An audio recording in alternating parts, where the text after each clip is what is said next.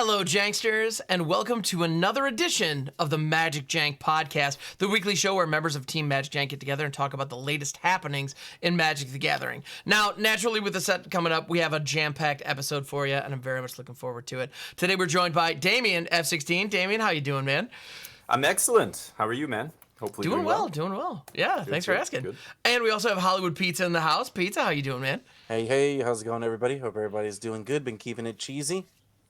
Yeah. Oh, yeah. Always keeping it cheesy, baby. Oh, nothing but cheese. That's what it's about. I have a deck on Arena right now called Supreme Cheese. Somebody came up in the somebody referred to it as Supremely Cheese. Like Supreme Cheese, that's the deck. It's 5-color Jodalist. It's exactly what it sounds like. Anyway, sorry, that's a random aside. But before we get into the meat of the episode, per usual, I want to give a huge shout out and huge thank you to MagicJank.com, the online marketplace where you can buy and sell Magic the Gathering products and gear. Definitely drop if you're looking to pick up anything, sealed products, singles, any of the new products coming out, definitely check out MagicJank.com. See if we've got it there first. We'd really appreciate that. Additionally, merch stores for every member of Team MagicJank are also up there and available. So we'd love it if you check that out. Thank you so much. And yeah, thank you, MagicJank, for making these shows possible. Yeah, the merch is actually nice. Yeah. I have a hoodie and a mug, and it's all good quality stuff. And, get a logo that nobody else has on their clothes, and everybody walking by goes, whoa, where'd you get that hoodie? What is that? Is that some, thing, vaguely familiar? And you're like, oh, I'm not going to tell you where I got it. This is vintage. This is amazing gear, okay? This is very exclusive. You don't understand. Yeah.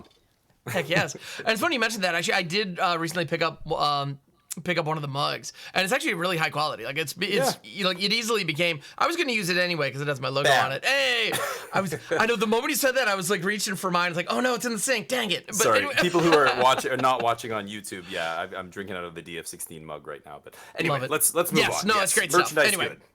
Merch good. Go buy. All right. So, we got a lot to talk about today.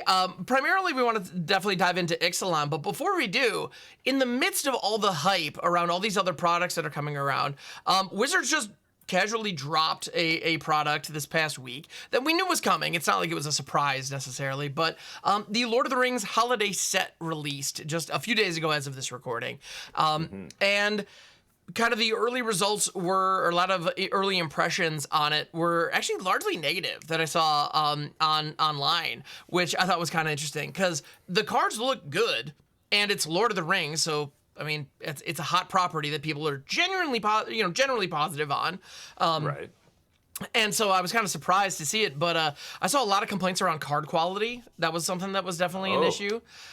Which you hate to see. There were a couple of pictures of pack fresh cards that had that visible curl in them from the foiling, and it's one of those things where it's like, why is this still a thing? That's exactly what I was going to say. Magic players, a lot of people are used to this, like the modern master sets, the early ones, and there were so many sets that were. I find it's a lot of these promotional or non kind of basic sets that have these kind of quality issues, which is really unfortunate. I haven't heard about how bad it was, but yeah, I'm not totally surprised, sadly. It seems like all over the internet we are seeing a lot of pictures of it. I haven't had any complaints yet. Nice. I work for the LGS, the Glad to comic hear that. store, Nice. so we sell ours for like 45. I then know that the boxes go between 45 and 50. It comes with 3 set packs and the 6 cards plus an easel for you to show off all of your cards. And easel? Hold up, stop everything. It comes with an easel? I didn't realize that. Anywhere. It like a says little mini easel. Yeah, it says it on the hold up box. a card. Yeah, wow. Yeah, it comes with one big thing that it folds out a little bit, and then you can stick each card in it, and it makes the whole scene. Easel. Because that's what the boxes are like a scene, right? So you get all 6 cards. All 6 cards make the battle scene. Yeah, so it's like 3x3 panoramas. So it's a display almost. You can turn it into like a little panorama on your mantle or something, Yeah, there's 4 different boxes. Dates that may come over. Okay. So I have like 3 things I guess to say about the product. The first one is that this one definitely doesn't feel like a out of the park home run. For the other couple reasons that I'm going to say. The first one is that obviously out of these boxes, one thing to remember is that in a sealed pack probably has, I would assume, most of the air out of the pack. It's just been there by itself, right? All the cards are being maintained, so there might be some curliness every once in a while, but we all know that it's actually not that bad out of the pack normally. Whereas this item, since it's like out of a box, I think that because there's no protect and seal or anything like that over it, I think that that's actually what's making it curl, just like the secret layers, where a lot of the secret layers end up coming curled, and this is the problem that they're running into. So what I think they should do going forward, Wizards, hopefully you're listening, considering you're also listening about getting the direct challenge queue fixed. They're totally listening. So what I would do is I would make a booster. I think they did do booster packs actually of it, but the booster packs were like those cheap like paper ones. I would make it a real booster pack, so that way everything's sealed in it and there's no air getting in and out. These little paper packs that you get that have like just the basic lands in them, they're like poor quality, and it ends up messing the product up, I think, in the long run. The third thing about it is that the main reason a lot of people don't like it is because the art styles actually look like poop. So the main reason with it is that these new border frames are supposed to be really cool. They're supposed to be like scrolls, right? Like you're like the book. Oh, it was a book. Check it out. It's got pages. But it actually kind of just like doesn't feel good. And when you open the pack, you're like looking at the cards and you're like wondering if the cards are actually like foil or not foil. And the cards that are foil don't look foil. So if you're like opening the pack on stream, it doesn't look good. And then the cards themselves don't really look that great, in all honesty. And there's a lot of, I think there's a lot of problems with the set. I think that like I think that since they got away with doing Lord of the Rings right the first time, I think that this set specifically is them trying a few new things out. And I don't think that the new things work. I think that this is just like a big fail, honestly. I think between the card quality, barely hyping the setup, no one knew the set was going to come out. No one knew there were serialized cards in the set. That's actually the biggest one, right? It's like when Wizards is selling a set, let's say the set is crap. They are pushing the stuff that makes you want to buy the set. They're like, oh, there's enchanted look, doubling seasons in the set. Oh man, what about Martial Mission? You can get a serialized Ragavan. And for this set, it was just like, it's coming out. And then that was it. That was it. And then all of a sudden it came out and then everyone's like, oh, there's like a bunch of production problems. And then you wonder on top of that, because this set coming out a week before, Ixalan has actually also delayed Ixalan, where collector's boxes and precons, and then for some people, set boxes, draft boxes, bundles. For some people, they're not even going to get Ixalan for like 2 or 3 weeks. Okay, so I'm not sure what's going on with the logistics there. Is there a delay with the products arriving at stores? Yeah, Wizards actually put out a press release specifically stating that Ixalan, there's a potential that Ixalan products could be delayed. And I can tell you right now, our store is going to be delayed. We aren't going to get the commander decks and the collector boxes on time.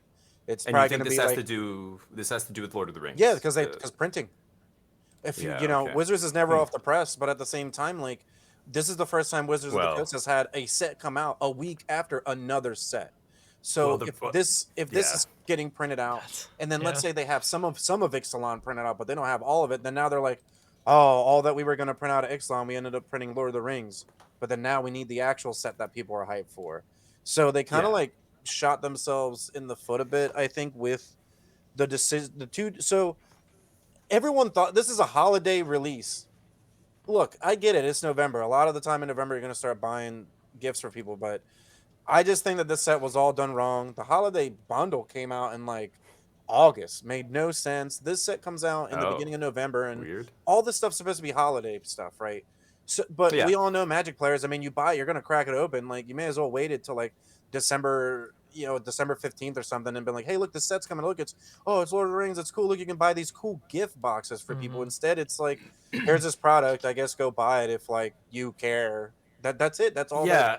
Okay. So I totally understand your sentiments about it being. It feels like an afterthought. It feels like they were just like, maybe they had extra cards from designing that original Lord of the Rings or whatever it is. Almost like Aftermath felt like an afterthought. And they were just like, you know what? Wait a minute. Let's just save this until right before Christmas because it's Christmas and we can, drop it then and people will buy it and, makes it for a good gift. So you can tell by the way they're designed and what you described earlier, it being this panorama and with easels and everything. It's very clearly designed to be a gift set. Like this is the kind of thing you buy for somebody who, you could even buy it for people who aren't crazy into Magic, but they are into Lord of the Rings. It covers a bunch of bases. Like, Yeah, I get it, but what you're saying, I agree with. I think from an actual player perspective, I don't give two beeps about this set. See, I do my own beeps, I fam. appreciate that. Thank you. So I really don't care, and I feel like a lot of players in the same boat. Now, I disagree with one thing where you say, the cards are all ugly and stuff. That's subjective. I know when I saw these Surge foil basics, for example, these Shire basics, I was like, what the? I'm like, these, like, I'm not a big fan of lands that don't look like lands. No, these look like land on a map, but like, I'm not a big fan of that style, but that's me. I'm sure and I had people in my channel who were like, I think these are badass, and I like these, and I want these. These look sweet. I will admit they are original looking, but that is a weird looking land. For somebody who's played Magic for 30 years, it just, that's not what it's weird to me. But I like that stuff, so I can't say that that's what makes it bad, but what you alluded to, the paper packaging, that's exactly what happened in the Modern Masters set. Was it the second one? I think it was the second one. Yeah, Modern Masters 2 was like a cardboard box. Yeah. And I remember people pulling stuff, and you would see pictures on Reddit and be Twitter and damaged. stuff of an Emrakul foil, Emrakul the Aeon's Torn, that was damaged out of the pack, and you're like, oh my god. And they were crazy. There were boxes, people would open a box and open all the foils were Rusted Relic. A common. Every foil in the box was the same foil. Like ridiculous, like printing run issues like this kind of stuff. Not just damage, but like that happens though. I watch issues, Carlo right? open packs, fellow MagicJank teammate CFab Redo. We watch Carlo open packs all the time at the store, and he'll be like, "Here's this card here," and 2 cards later in the comment slot, it's again, and I'm like, "That's well, weird." this now. And then you go to the rares, and then there's like. Remember in that one pack, he opened the same Doctor 4 times? Yeah, he opened one of the Doctors 4 times. That's a set, in one collector set pack. booster. Yeah, that's that was a collector pack, but still. But when like, you have the it's wild cards and these like special guests, and when you keep doing these kind of things, you're gonna have more packs that end up with a bunch of either the same card with a different art style, or this, like this kind of stuff's gonna happen more often. Really the more of these, like you're pulling stuff from a list of cards, and I don't know. Now you've got to make sure the lists don't overlap. Anyway, let's get to the cards themselves. I agree with you. I think this set feels like an afterthought. Ham, do you want to say anything about what do you think about this? I mean, at the end of the day, it feels very just tacked on. I mean, to the point where like I'm trying to just look up and find a list of just the cards in this set, and I'm genuinely having a hard time, even just pulling them up and putting them on screen, because they get muddled with the Lord of the Rings like Commander products and all the other stuff that is just out there. At the end of the day, like one of the things that I notice is the specialty scroll stuff that you're talking about. And let me see if I can find one real quick. It's very, I don't know. It looks odd, oh, here we go. So, like, for example, like I just found the scroll variant of Peregrine Took. And it looks like antiquated. Like, it looks like they put some kind of like sepia filter on it, and everything has this like dingy look to it. And I would describe it as like dingy or like, worn out. It doesn't look because it looks very odd to have this realistic artwork. Like, the cards were so beautiful. Like the art in the original Lord of the Rings set was like insane. Like this just looks like it feels rushed. It feels like also what I personally didn't like is like how they made everything. I liked in Doctor Who how everything was Surge foil, but I think for Lord of the Rings they should have kept it a little more sacred than literally being like, all right, we're going to reprint all the Surge foils. Remember those cards that were thousands of dollars that you either bought or are holding on to because they're worth money? We're just going to reprint them. And you're like, I think that's like a huge feel bad. I think they keep doing this stuff that's like, as someone that was always like, collectors just aren't my thing. I'm not like a collector. I actually think it's like messed up lately between like Magic 30 and stuff like this, where it's like you put out this individual item and you're like, this is the special item of the set. And then like a little later, you're like, we're just going to reprint it. And it's like, that's awful. Yeah. So I think at this point, if anymore. you're speculating and you're trying to hold on to these kind of unique things that they could keep putting out for value, you're a fool. Sorry. I'm sorry, you're definitely losing out. Serialized cards are the same thing. I'm sorry, but the more serialized cards they put out, the less of them really are. Like the less special they are, the less unique they are. My issue with these frames. Sorry, Ham. I know you were gonna say. It's okay. It's okay. Go ahead.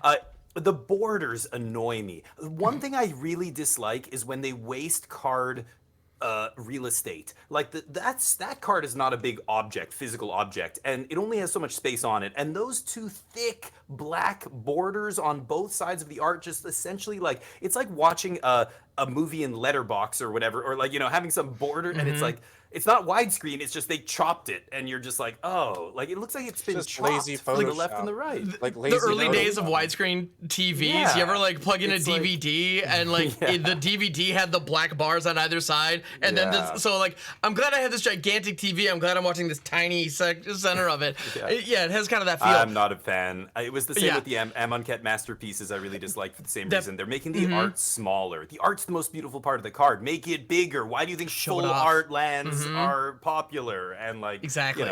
Anyway, Yeah, sorry. I we were gonna would say? 100% agree. And you know what this is reminding me of? Like the more and more, the more we talk about it, and the more I look at this card, this reminds me of Innistrad Double Feature. Do you guys remember that? Oh, yeah. That's what a Where lot they of people just took- compared it to when they came to buy it. Yeah, 100%. Because like what this is, like this Peregrine Took that I have on camera. Granted, I know like Pippin's not a big money card or anything by that stretch. But cool draft piece. You can do some janky stuff with them. I like the card, but not money. But in any event, this card, like it looked fine. It had this normal, like very like photorealistic art that was well done, and in the normal frame, it totally worked, and there was no issue.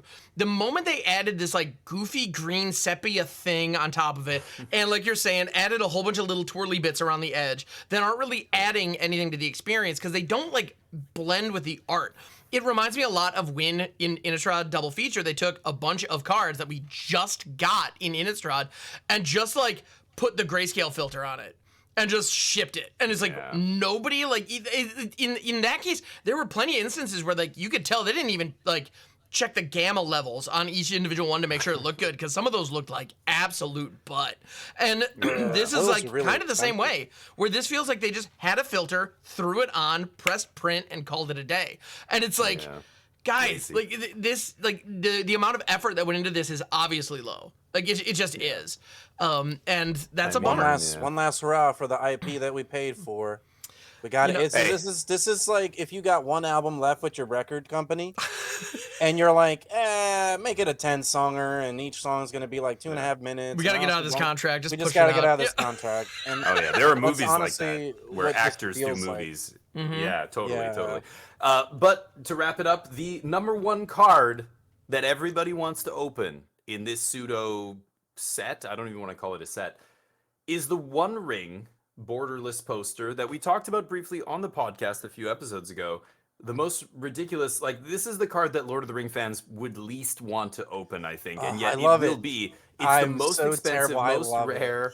I This love card it. is I- ridiculous looking, but I got let's- 2 packs the get other it day, off the screen. and so I got 1 pack, and I didn't get one of these, I think. And my friend gave me a pack, and I was like, man, I hope I get one. And I ended up opening a Sauron Storm, and it looks awesome. I'm not gonna lie, I get that this stuff is definitely not for everybody, but I love it. I want my cards to just look like freaking They really look cool bizarre. Pokemon cards. Like I'm Yeah, so they used look to seeing crazy. Pokemon cards that I just want. I'm kind of tired of traditional looking Magic cards. I want. Oh, that's cool what you stuff. open, Storm? Yeah. This one Yeah. looks way That cleaner is than the super ring, cool. in my opinion. Yeah, like, I But just Yeah, want that is way cooler. art. That's you know, pretty like- tight. Cool. Mhm. Yeah. But I think that this is what Magic's missing to kind of go forward. I feel like this type of stuff is what people like. People want their cards to look different, right? Like the main problem that we're running into is that because of collector packs, a regular card is worth the same amount of money as a foil because they're literally the same card and there's more of them now. So why not make something like this that's really special? Obviously, this does take away a little bit from secret layers. Because when you buy a secret layer, you're expecting cards like this. You're not expecting That's these where cards this in a should regular be. set. But Yeah. it's cool that they're at least bleeding a little bit because it makes me believe that now they're gonna start to go that way, where this is gonna become normalized. It's gonna be Right. normal where every set's gonna be like, oh, what kind of set is it? Oh, well, it's like that horror set. Oh man, well they're all movie posters. Or oh, the next one's like, oh, it's like this. Well, then each one of them's gonna be like whatever theme, right? Like I can't even a zoo theme. Oh, it's mean- based off of mutants and animals. It's like oh, it's like Ikoria, so it's gonna be like it's gonna have the crystal shards and it's gonna have like all this other stuff. So it's like I think that they're doing a really good job of diving into space that they haven't dove into yet. That's true. And agree. I think by doing this, it really I like it because the main thing about it is that when you open, I'll compare Magic and Pokemon in this sense. when you open a Pokemon pack, you know you got a good card when you see it like this, right?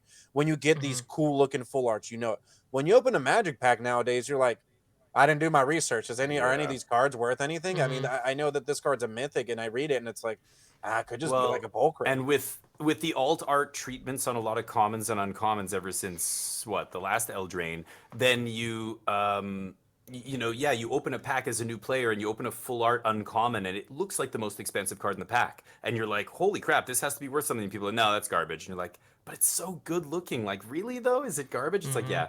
So you're right. They should reserve that treatment for only the rares and mythics, only the really special stuff, the secret layer stuff. That's where this should be. Maybe you do it in a set every once in a while where people could open it and it is iconic the most expensive card it in the makes pack. sense to do iconic cards. Yeah. That's what the masterpieces were. That's what they were supposed to be. But now it's just like they kind of ran out of they couldn't do masterpieces every set. You'd run out of cards, and then now they're doing all these other treatments. And I think they should reserve it for just the special stuff though, not commons and uncommons, because you're right, that feeling when you open it in a pack, right? Yeah, we don't want to be desensitized to that either, right? Like we want that to last a while, so that way it stays special. Yeah. Speaking of opening packs. Oh, yeah, go ahead. No, this particular style I also find really interesting because they seem to have gotten all the feedback that like all the textless cards were getting a little frustrating to follow, especially because they were doing like Thalian, Hedgehog Monster, and Omnath. Exactly, like these are like super. Well, and there was Cryptic Command from back in the day too. It's like why take the wordiest cards and make those the ones with no words? But when you look at this, they've incorporated the rules text into the art, which is cool in theory.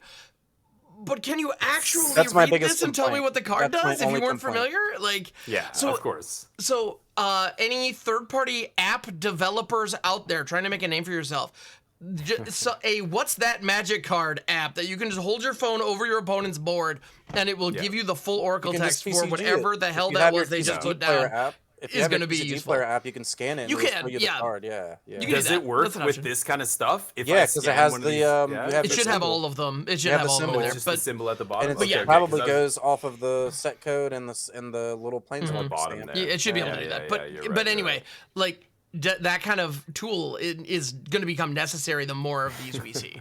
Because we're at a point right now where, like, you could Google image search some blacklight poster, print a tiny little version of it, put it in a sleeve, and tell me it is whatever, and I'm going to believe you. Because, like, they're all over the place now, which I don't mind. I'm cool with the game expanding and seeing new territory, but, like, I don't know. Anyway. We'll see. But let's move on to the latest set here. Cool, but a little bit of, like, a... the set's good, but probably like mid good, if that makes sense, right? We kind of agree with that. Like it's more Lord of the Rings stuff, but then there's a big disappointment with how the cards feel. It's collectors. It's a collector's item for collectors. It's not relevant in any way for constructed players or limited or really anybody except people who just want to pimp out their Commander decks or Lord of the Rings. There's new cards, so at least there's new cards in it, so that gives people. Oh, there is some. Okay. Yeah, there are some new cards. There's 24 because each scene is 6 new cards.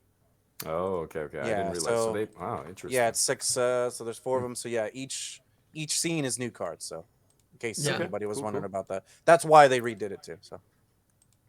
Well, let's jump to a set that we can actually draft and play with, unless you're playing Modern, but who knows, maybe those cards come to Alchemy or Historic at some point on Arena. But we know the next set will be coming for, doesn't matter what format you play, you will be able to play it. It's going to be the rest of the the Ixalan, Lost Caverns of Ixalan got finally released, all the commons, uncommons, and everything.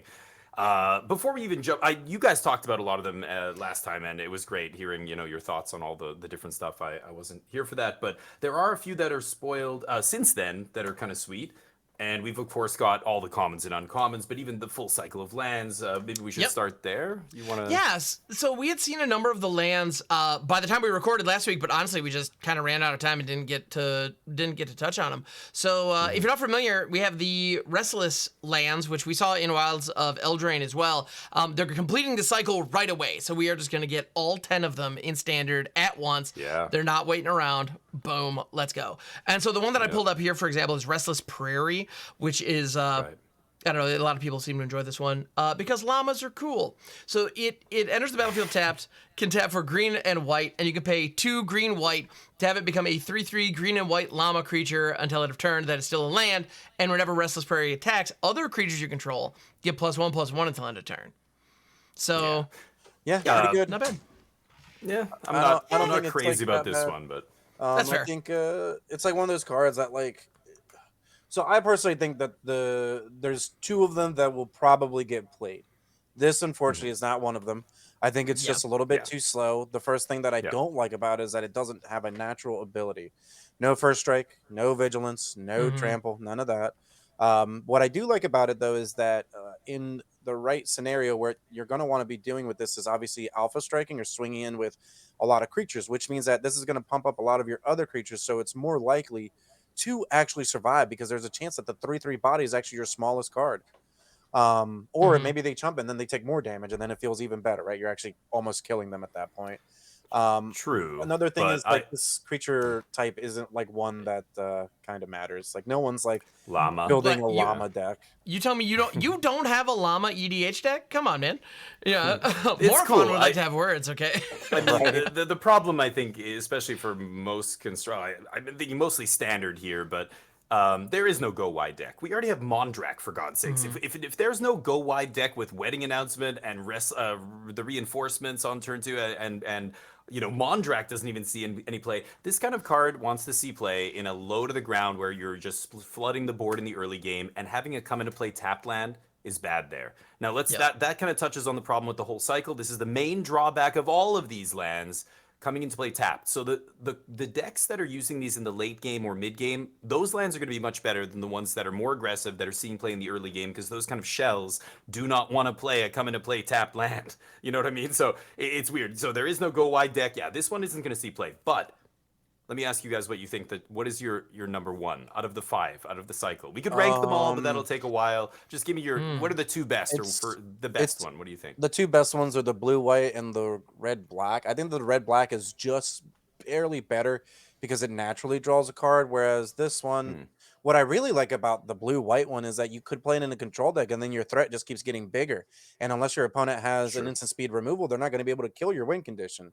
The black one I love because obviously black red, there's a ton of different synergies that, graveyard synergies, discard synergies. Yeah. And what I really like about both of them obviously is that it's 3 mana. They're both 2/3s. Mm-hmm.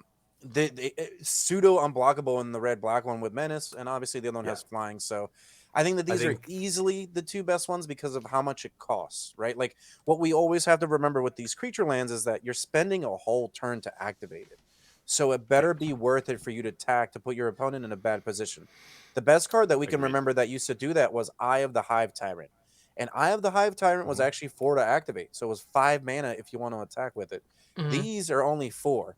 To Damien's point, though, the number one problem with these is that they come into play tapped and they're not Triomes. As we know, Right. Triomes are just better So because you can yeah. just replace it by drawing a card later, or it obviously fixes your mana if you're playing the domain deck. Those cards are way better. If it wasn't for the Triomes, I actually think these would probably get played. The main thing about this one too, it's not a Sure. soldier, so is a soldier deck going to play it? Maybe. No, this Probably. is Yeah, not probably for It's too not. slow. It's too slow, Yeah. right? Like, Mm-hmm. Again, coming um, into play tapped, if you're a low to the ground deck, that's the deal breaker for Right, me Yeah, anyway. 100%. And yeah.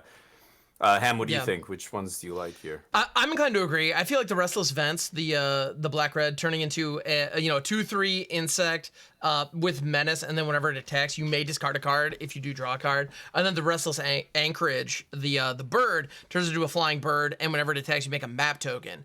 So that's also going to help you. Both of these, yeah, to Hollywood's point, they are inexpensive.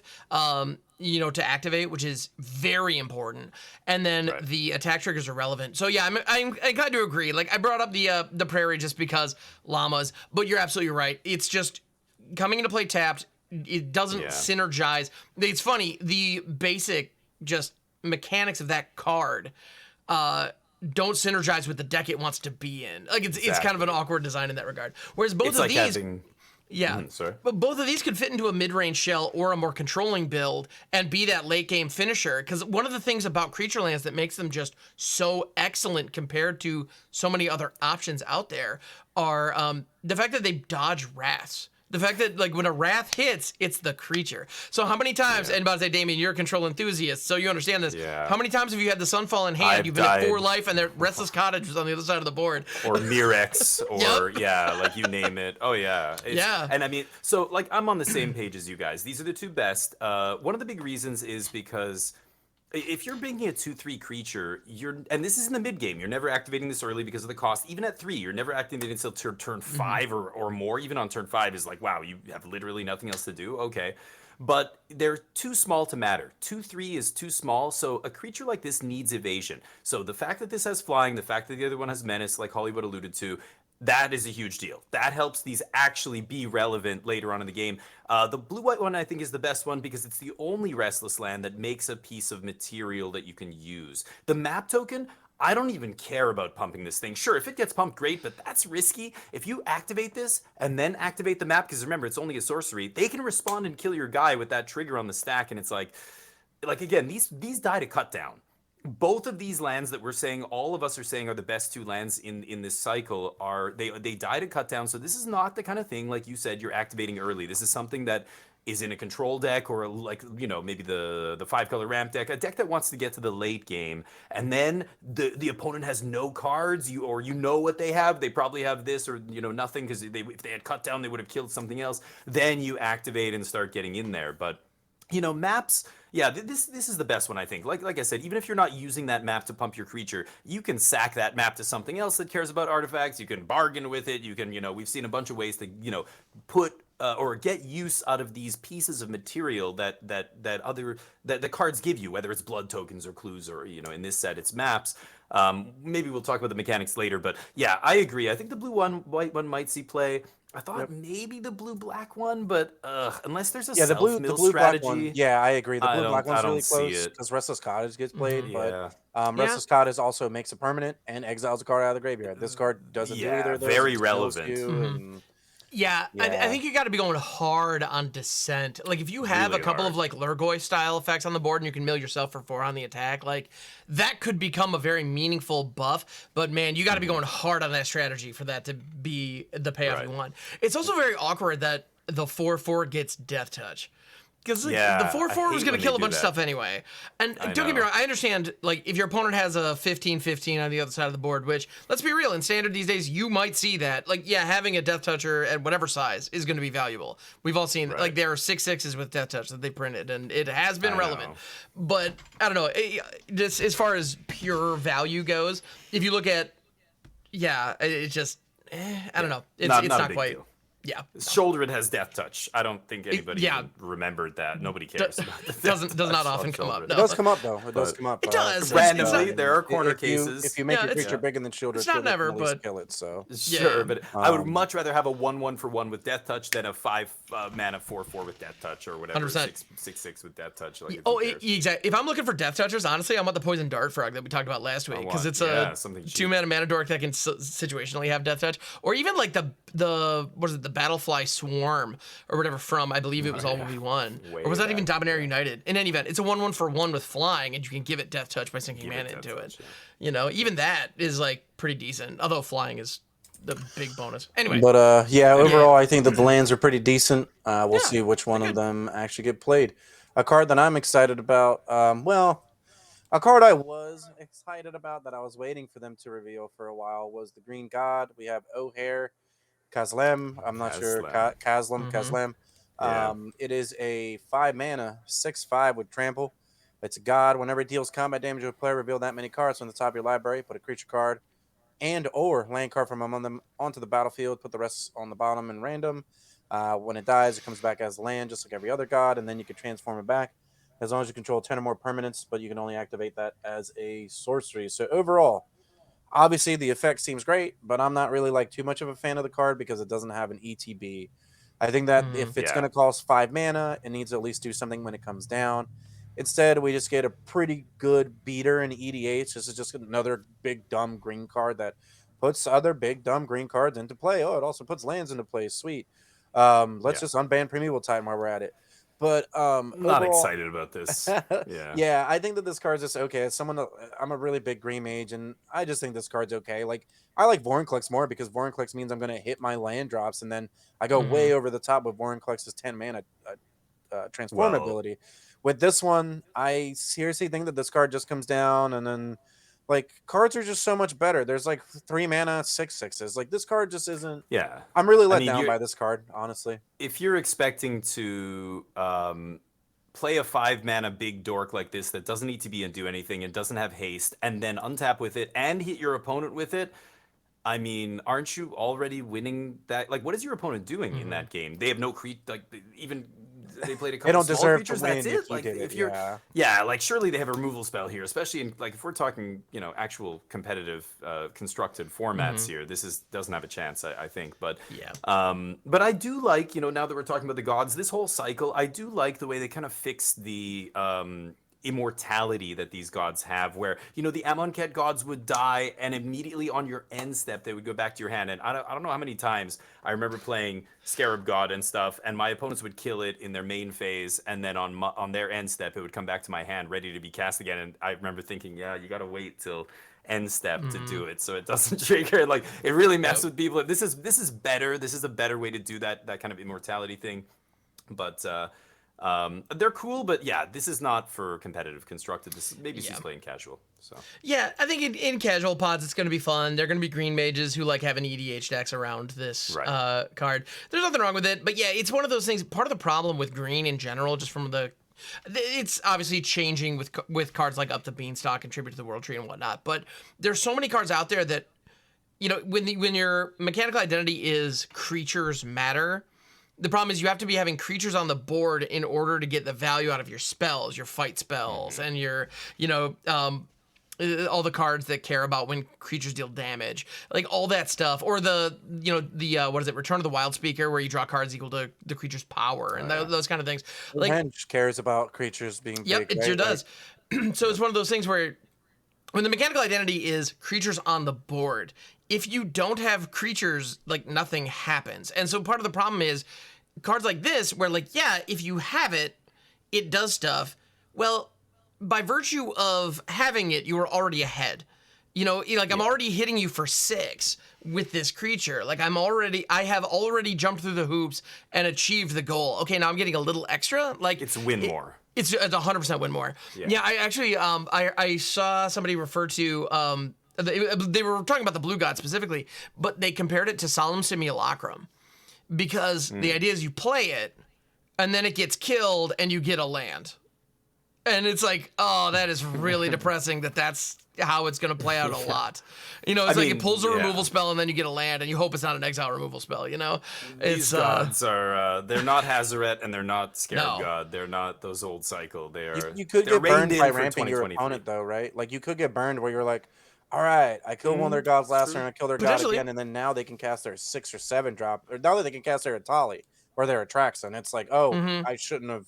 So maybe in the world where these scenarios pop up in Standard specifically, I could see where all these gods are really playable because you're putting it's like it's like Path. It's like, oh, do I want to ramp them? It's like, yeah, I need to kill their 6/6, but like, I know that if I kill their 6/6 on like turn 2, they're gonna have 4 mana and they're gonna have like they're gonna play like Jace or something. It's like, this is whole. Obviously, these scenarios don't really happen because you don't play all these cards in the same deck. But I'm just saying, like in Standard, it could. In Standard, you could be like, I play this big dumb card, and then it dies. Okay, now I can play my other big dumb card, and then you're and like, this ramping you from 5 to 7. I mean, that could be exactly. If I drop this, like you have to deal with it. But if you kill it, I might play Breach the Multiverse next turn. Or you play it on your turn. You're like, oh, all right, I play the god. All right, my turn. Okay, attack.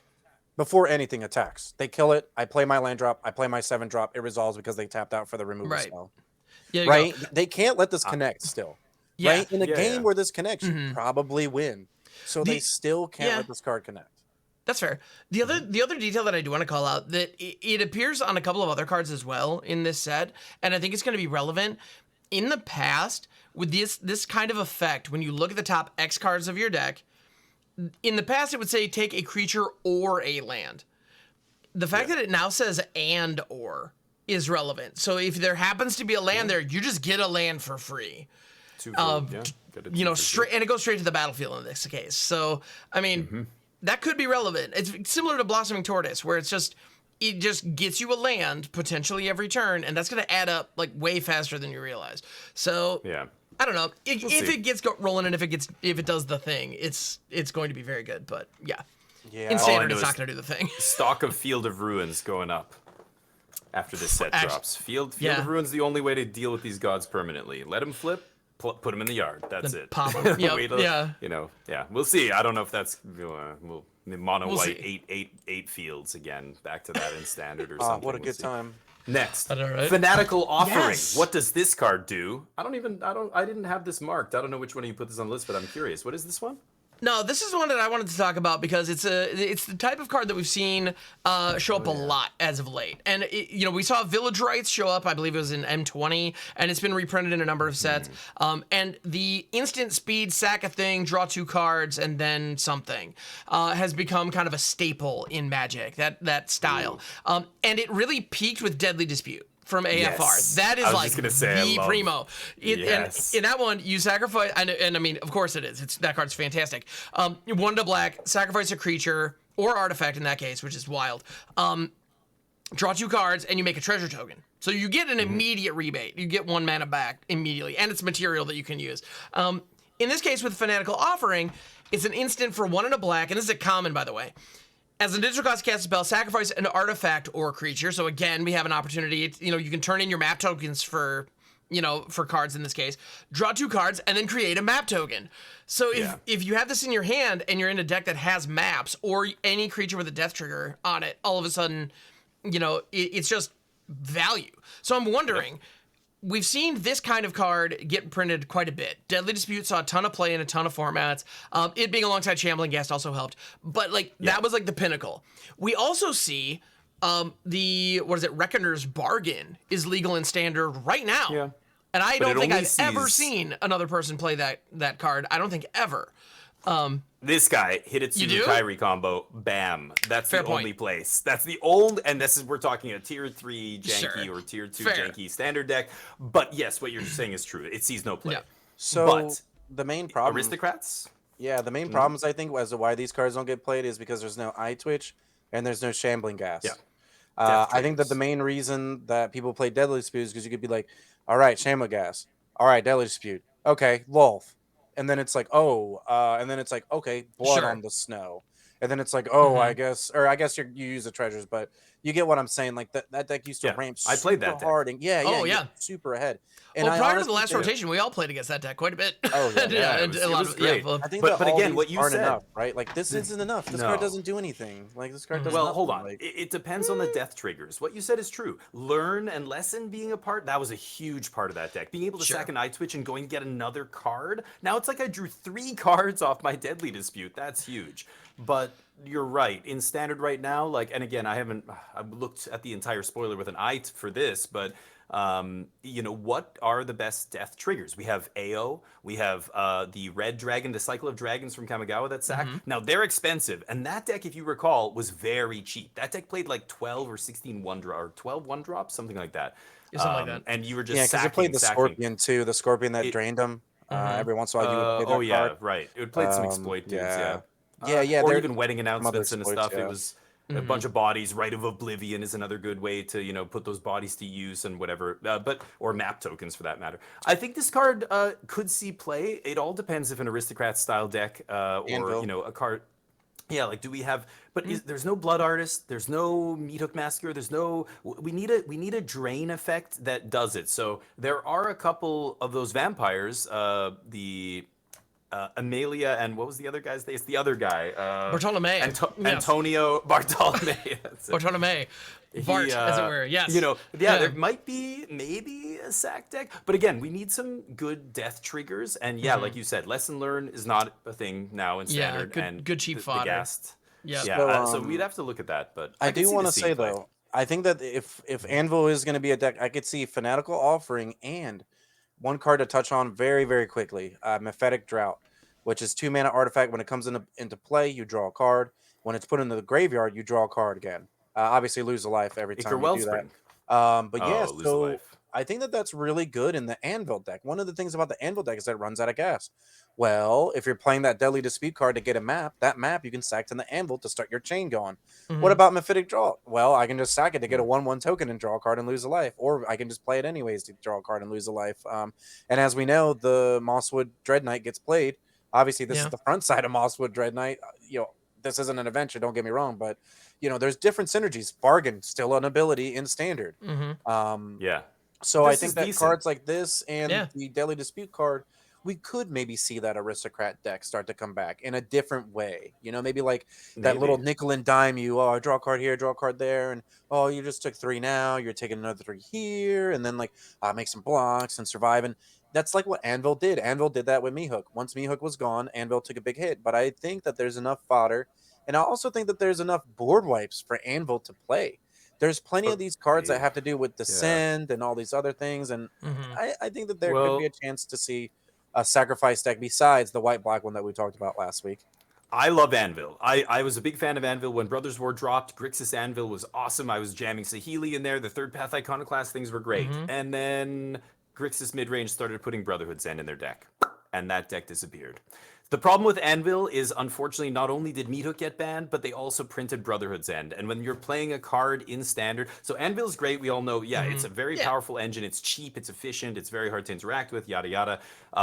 But also, Brotherhood's End just absolutely demolished this deck. And if any red deck wants to just crush this deck, and including I guess if you sack that other 2-mana black Phyrex, or what was it, something draft there? The Mephitic Draw? The draw, Yeah.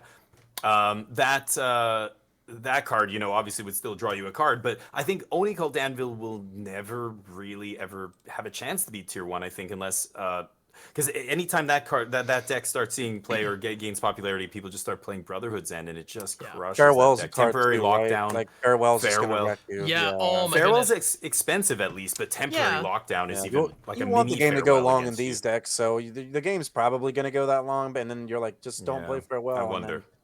Yeah, could be. Yeah. I mean, you're right. With all the map tokens and everything, maybe this is a thing again. I could see it. It could be. But I think you're exactly right. I think, and Damien, you touched on a really interesting point that I think is it's true of a lot of strategies. And the Anvil deck is definitely one of them. The other one is pretty much anything graveyard based.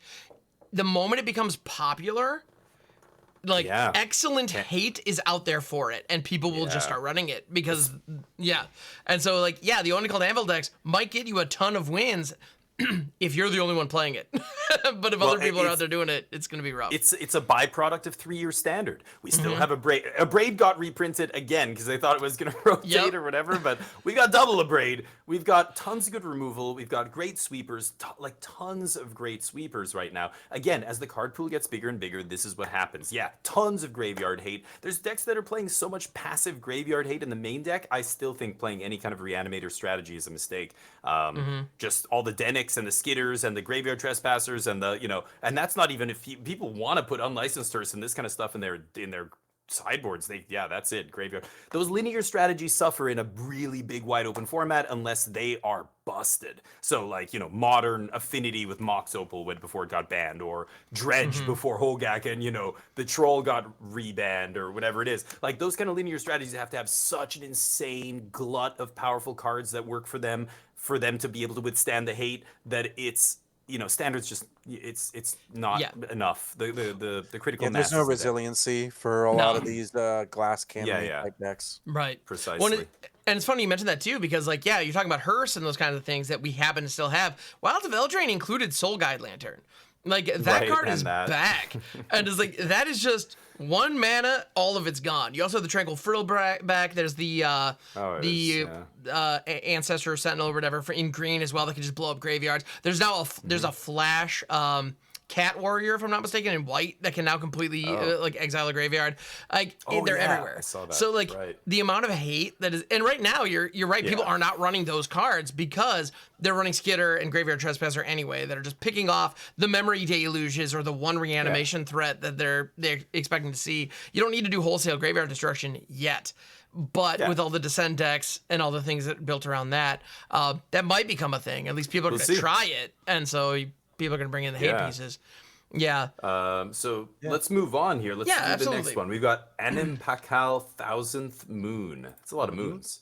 What does Enem do? So many Anna moons. is a colorless blue red and a creature. white for a 1/2. Nope. It is a Okay. human soldier. Yep. Whenever you attack with one or more non-gnome creatures, put a +1/+1 counter on this card, then create X/1/1 tokens, where X is the number of tapped and attacking creatures. X. You put the tokens into play tapped and attacking, where X is the power on number of counters on this card. Oh my god, so many words. But so essentially 3 mana. It's a 1/2. Yep. Whenever you attack, you put a counter on this card, then you create that many tap tokens.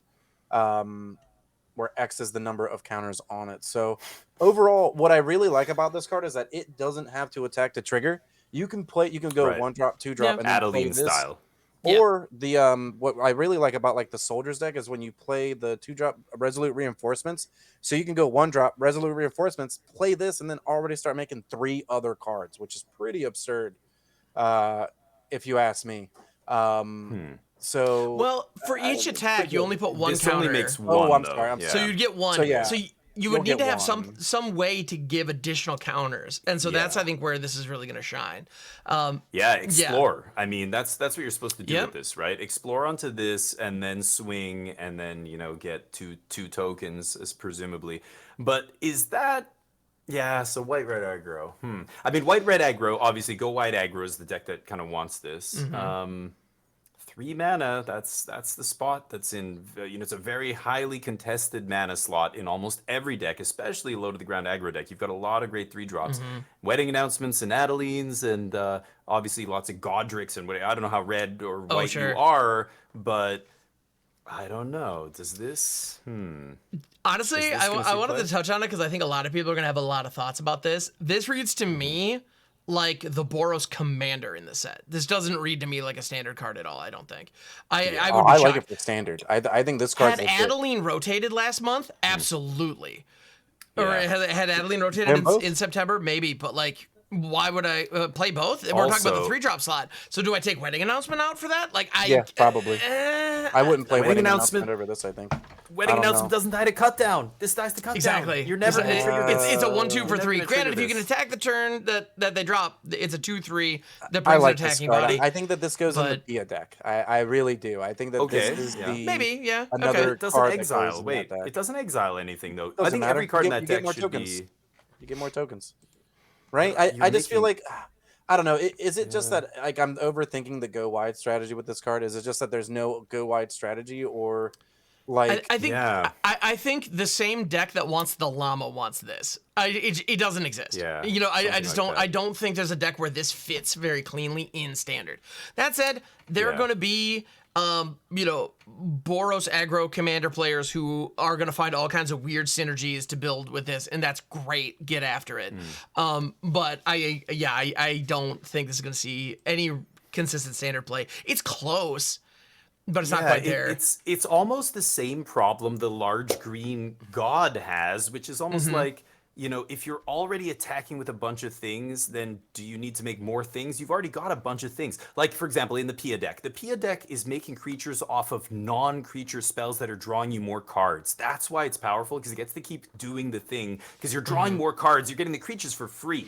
This requires other creatures to already be on the battlefield.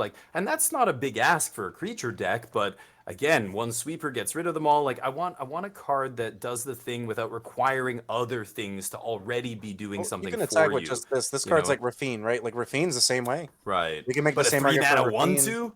1/2. What Okay, board are you attacking into here, I right? could. I mean, Yeah, I could see that. What I really like about it is that this card specifically doesn't have to be attacking.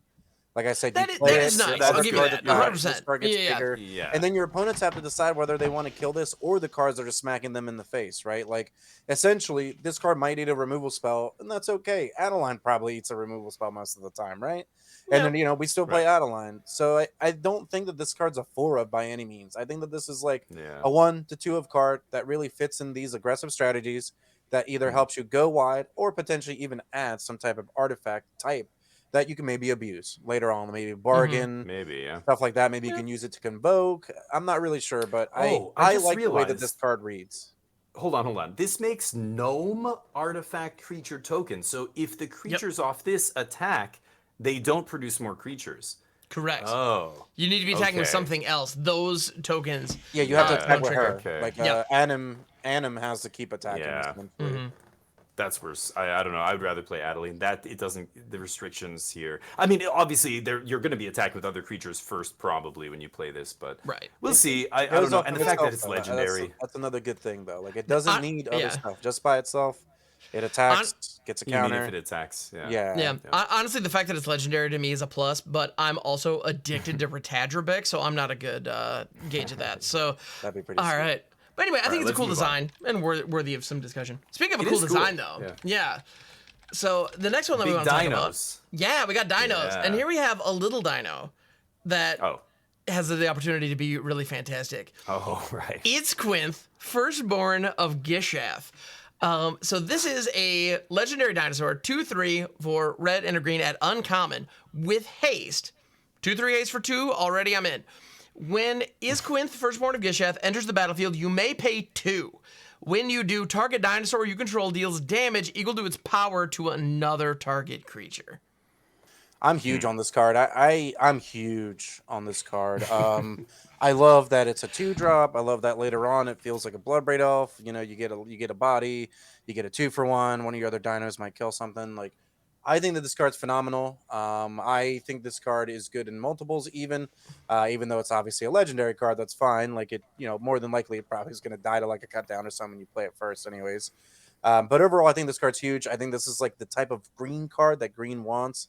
Even though this is a green-red card, so it's going to go into more of the dinosaur decks, obviously, considering that's what its ability is. But I love this card. I think it's good at all times in the curve.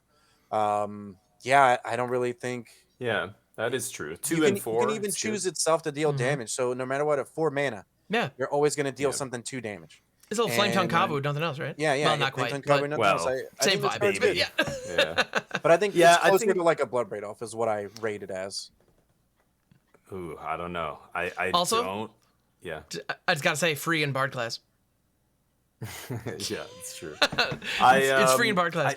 Yeah. This is the same issue I have with the last card or other cards like this where it requires other things already on the battlefield to be good. Like doing a 4 mana deal 2 damage to something, get a 2/3, that is underwhelming in even standard, never mind every other constructed format. So I feel like, yeah, like Flame Tongue Kavu dealing 4 on turn 4, that kills most things on turn 4, but 2 damage is not going to kill most things on turn 4. And then, so ideally you have another dino. That's when it's great, right? You're playing some, I don't know, 3 mana dino that does a lot of damage. The 3 mana 6/6. The Pugnacious Hammer Skull? Yeah. Okay. Yeah, the Pugnacious Hammer Skull is a 6/6 for 3. And so Hammer Skull on 3 into this on 4, you're dealing 6 to something. That ain't bad, right? I mean, yeah, 1 drop into... Actually, you can go 1 drop, the 1 mana Llanowar Elf that taps for mana for dinosaurs. Turn 2, you play the 6/6 for 3. Turn 3, you play this, kill whatever card they have, keep smashing. And then obviously you probably have some other bites. Like, I don't know. Obviously, it's aggressive decks. You got to be janky. 100%. You got to be aggressive decks smashing. aren't like the best value deck. You're literally just trying to kill your opponent. So I think like asking more of this card is probably a little too much. I guess you would want it to replace itself. But it's a 2-for-1. Yeah. It's supposed to be a 2-for-1. Like that's the thing. Like, and even on turn 4, you're probably killing a soldier. Probably killing a Blood Tithe Harvester. We're probably getting some pesky chump blocker. If we have a dino out that's bigger, right? we're definitely killing. You know what? Right? If it could do 2 damage to any target, I might be able to give you. I would give it a little bit more credit, but target creature, nah, man. 2 damage to target creature for 4 mana. I don't want that. Never. So this is good in limited. I think that's it. But yeah, definitely good in limited. It scales really well in limited. This thing's great, but it scales very nicely to bigger games as well, though, because you can key off any dinosaur. Like, obviously, I mean, Gishath is in the name. Like, this is an automatic day 1 include in, like, Commander, Gishath Sons of Avatar decks, right? Because, like, additionally, the way that it's templated, it's an ETB, it's not a kicker cost. So if it enters the battlefield through other means, if you, like, Helping Hands reanimate it, or if you, like, cheat it in off of, a Gishath trigger, or whatever the case may be. If you have 2 extra mana at that point, you can even do Blinky shenanigans with it. Like, there are opportunities to take advantage of this. Also, if you have an Elishnorn down, it triggers twice. So, I don't know. I think ETB is pretty darn good. I don't know. I think it scales well if you are all in on dinosaurs. If you are just like if you've got the the Jurassic Park tattoo on your arm, this is your card, right? And there are people who are out there who are 100% all in on dinos, and I respect that. Yeah. This is for you guys. That's 100% what this is. I think. I still think this card's really good. I don't know. I like 4 mana. This comes down, potentially kill something, and you still have a good body behind. So yeah. It's a removal spell in those dino decks. I'm pretty high on this. If Mommy's in play, if Gisaf is in play, then Gisaf or the new Galta is in play, 12 damage from everyone. Get out of here. Like that gets silly, obviously. I think now we're talking, I think that's just like I think that's Christmas land. I think just 5/5s and 6/6s. Your 3 mana 5/5 or like one of your 3 mana 4/4s. I think will be good enough. Fight.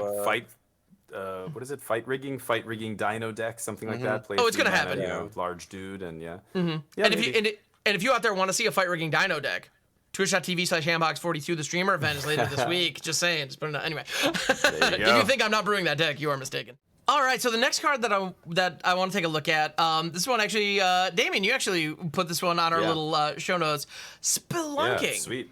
Yeah. Oh yeah, when I read this card, I'm reading it and I'm like, at first I'm like 3 mana. What does it do? An enchantment? ETB put a land on and then land enters the battlefield and tap. I'm like, wait a minute. So that's Growth Spiral and Amulet of Vigor in the same card?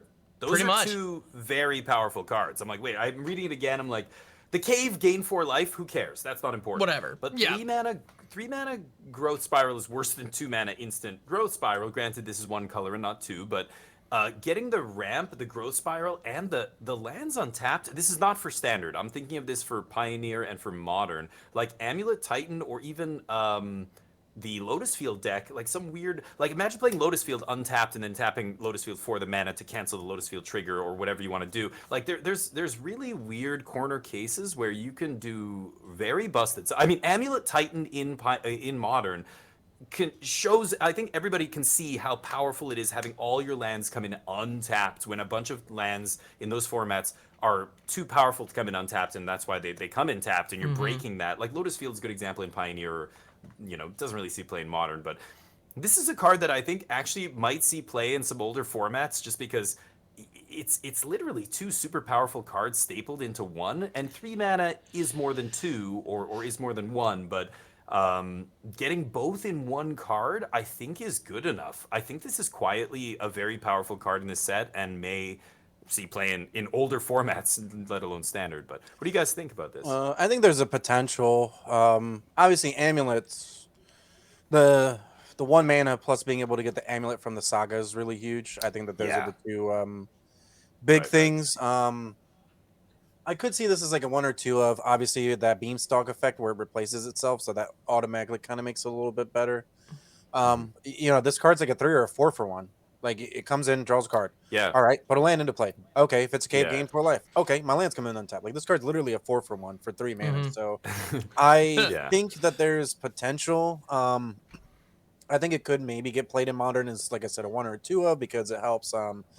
Essentially, this card gives you the extra land drop, and it also means that your Karuz, the dual land, the bounce lands, your Simic Growth Chambers and the like, the bounce lands, you can get those back anyway. So even though there's no trigger from Amulet, now the one thing about Amulet, though, speaking of triggers, is that Amulet gets better when you have more than 1. This card caps out at 1 because this is a replacement effect, whereas the Amulet. You're like, oh, I got 2 amulets. Well, now I'm like generating mana off of my amulet. So that's why I don't think Spelunking will get played as like an automatic 4 of.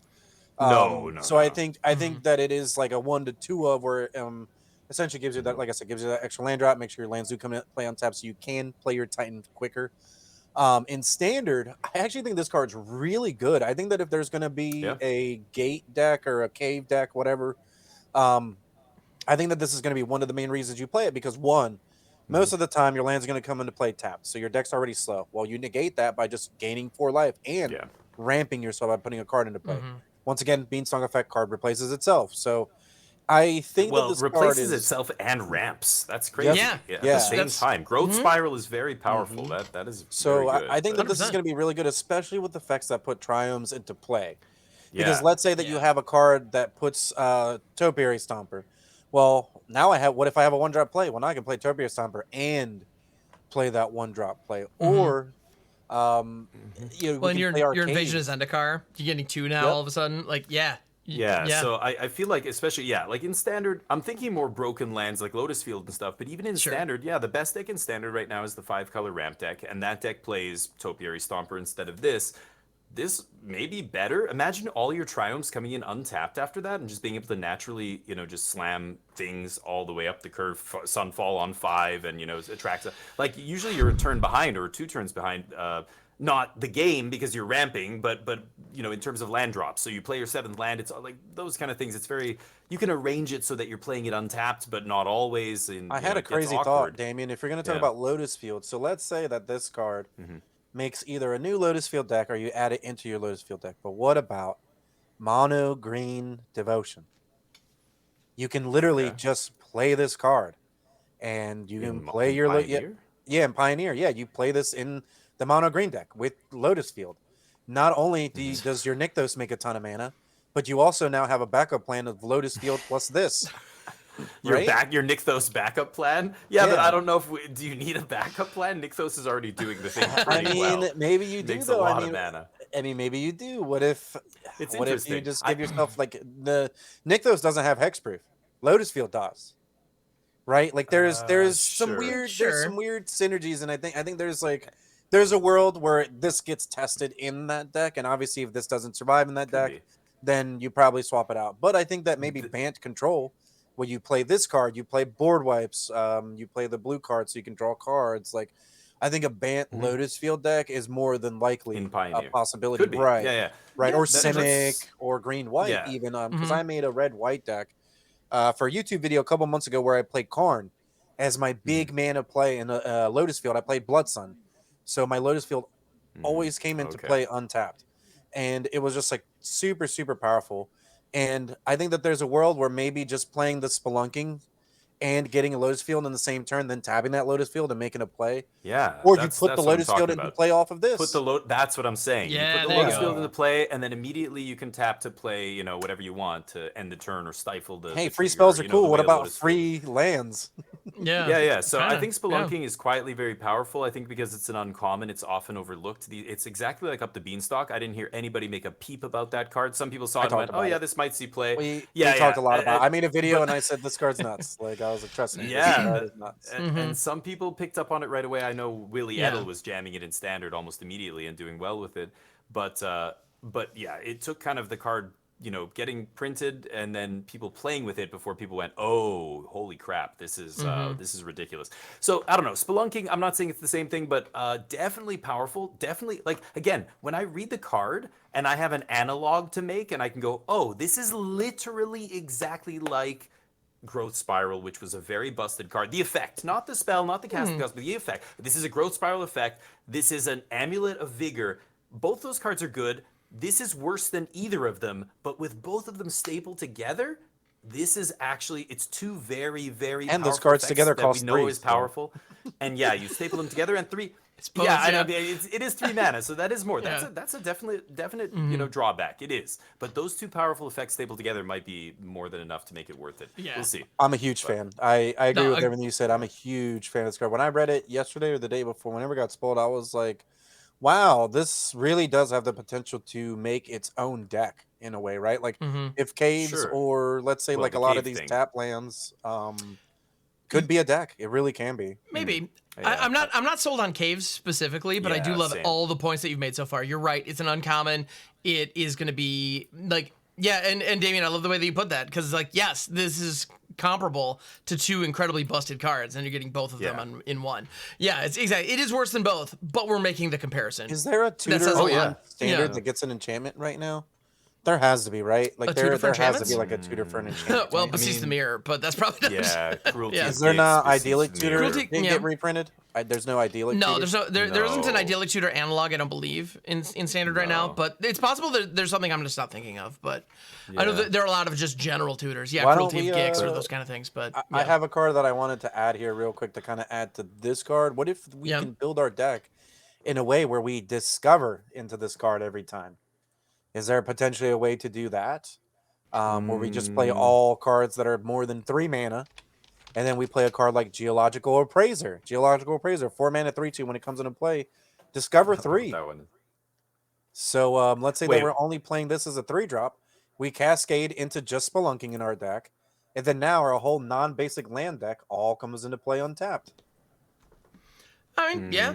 Okay. That's doable. I don't know that I would want to build my deck in such a way. I don't want to cut off 1 and 2 drops just to be able to make sure Listen, I hit Ham, Spelunking every Beanstalk time. is the best thing to cascade into in Modern. A lot of the Modern Cascade decks have cut the free spell that makes 2 4/4 Rhinos because they would rather get a 2-mana enchantment that draws them a card now and draws them a card later. So I'm saying, is there a world where maybe you build your deck correctly and all your comes into play tap lands are now way more powerful and your deck is way smoother?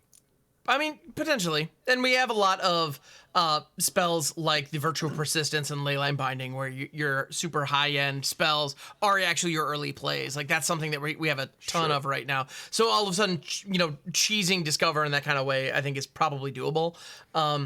This is one of those cards, actually, specifically Geological Appraiser. The if you cast it trigger is critical on this, because if that wasn't there, holy cow, this thing would get shattered in half. Left, right, and center. But in any event, yeah, is it? I mean, I don't know if that deck would be worth it, but it could be. Like, you could ramp. It depends on the lands. If the lands you're playing untapped have really powerful effects, like Lotus Field, like a bunch of the lands, the Karoo lands, the ones in Amulet Titan, then maybe worth it. But there's some pretty nice stuff to cascade into. Living End's pretty good, I heard, and the Rhinos, of course. But you're right, a lot of the Rhinos decks are playing up the Beanstalk as well. Yeah, they cut Living End. They all just played Beanstalk because Beanstalk's just like, it's just way better to cascade into on your end of your turn. Cascade, draw a card. My turn, Fury, draw a card. It's like, I guess that was a pretty good play there. You know what? I want to talk more about Discover, but let's talk about it after because I want to cover the mechanics in this set to recap at the end, and I want to. Yeah, I just wanted to splash in there to kind of see if you guys thought that. There might be something there. You're right. Not only in Standard, we have to think about Pioneer. Like, there's going to be something. Yeah. Cascade is a broken mechanic. Cascade is broken, and I think that there's definitely a way to build it so that you can really cheat the right card that you need all the time. This isn't Cascade though. Cascade is broken. This is not broken. This is neutered Cascade. No, but if you just play play the 3-drop, if you just play the 3-drop in your deck, that's the only thing you get hit. It triggers differently, but it's actually better than Cascade now because if you hit a situational card like a counterspell, with Cascade you're just out of luck. You just miss. You just don't get any value, and that's that. But with Discover, you can actually put it in your hand. I know. So the floor on it is you draw a card. I'm never putting Counterspell in my Cascade deck. Is what I'm saying. No, but now you can. Play but Cascade. now you have the That's option. how you build. Yeah, now I guess so. I don't know. Now you don't run the risk of running dead cards in your deck. I would rather cast a busted free spell than because it'll check on cast, right? It checks twice. Yeah, now. definitely. Anyway, but we're talking about Standard. Let's talk about this later. Standard, though. Yeah, we'll get come into back it. to this. We'll come back. Yes. All right. One other card I want to talk about, Souls of the Lost. So I was mentioning this, before we started. I think it's kind of interesting. Like I saw it, I'm like, here we go again. Yes, we've got Lurgoyfs every set. There's one in the there's one in Standard right now that sees no play, and people keep trying to make it good, but it's not quite there yet. And I'm glad I was right. I'm glad I said on the podcast, Bunnycorn sucks. And Bunnycorn doesn't do anything. You know why? Because it's just a big dumb card. That's all that it does. But Bunnycorn doesn't do anything. This does something. It makes you discard a card. And people are like, wait a minute, but that's a drawback. It's like, but not in Pioneer Abzan Greasefang, for example, where they play garbage too with 2-drops. They play 2-drops that aren't that good, like the Connive 2-drop that I can never remember the name of. Ham, help me Rafine's Informant. Yep. Thank you. Rafine's Informant. And we were talking about this before. So, it's a 2-mana 2/1 that maybe is a 3/2. Really, it's just there so you can discard that Parhelion, right? This does that. This discards the Parhelion. And when you Grizzly Salvage, when you do all the other milling, Stitch your Supplier into this. This is like a 4/4 on turn 2 sometimes in the right deck, or 3/3. By the time it can attack on turn 3, maybe it's even bigger than a 4/4. You know what I mean? That is powerful, and I think this is going to see play in that specific deck. Maybe nowhere else. I don't know if there's other decks that want this, but discarding a card is not always a drawback. And I think that, Abzan Greasefang, this is a straight upgrade to Rafine's Informant for me. But what do you think? I know Ham or Holly disagree. I think that the additional cost definitely has upside in today's Magic, where sacrificing a permanent, discard a card has abilities. I just think Fatal Push is just too good. And I also yeah. think that like we already have these cards that exist like similar to this card. The best one that I can think of is Fiend Artisan. I think is the one from Mycoria, right? Where Oh, its yeah. power and toughness is equal to the number of creatures, and then you can tutor with it later. But it's a Fiend Artisan was a survival. 2/2. It was a 2/2 that got Yeah. +1/+1 for every creature card in your graveyard. Yeah, you have to And- pay mana to activate it. That is way Yeah, worse. but it could get bigger. I know, but I mean, you could play it, and it could be like an 8/8 as well for like 2 mana because its power and toughness is equal to the number of creatures in the You could. graveyard, all graveyards, right? Or I can't remember. It's I either think it your was just graveyard yours, or all but graveyard. yeah. But it's in the similar vein as this. I just think that in today's Magic, your card has to do more. I just think that it's the same thing as the Bunny Core it's thing, 1/1, where it's sorry. like, Yeah. okay, I can have a 2 mana 8/8. Cool. They printed a 2 mana yeah. 8/8 in the set. Actually, did. They die. I agree. Believe and, me, I know. You know, I that say this card, to people all the time. that card almost needs just as many permanents as this card needs to be good.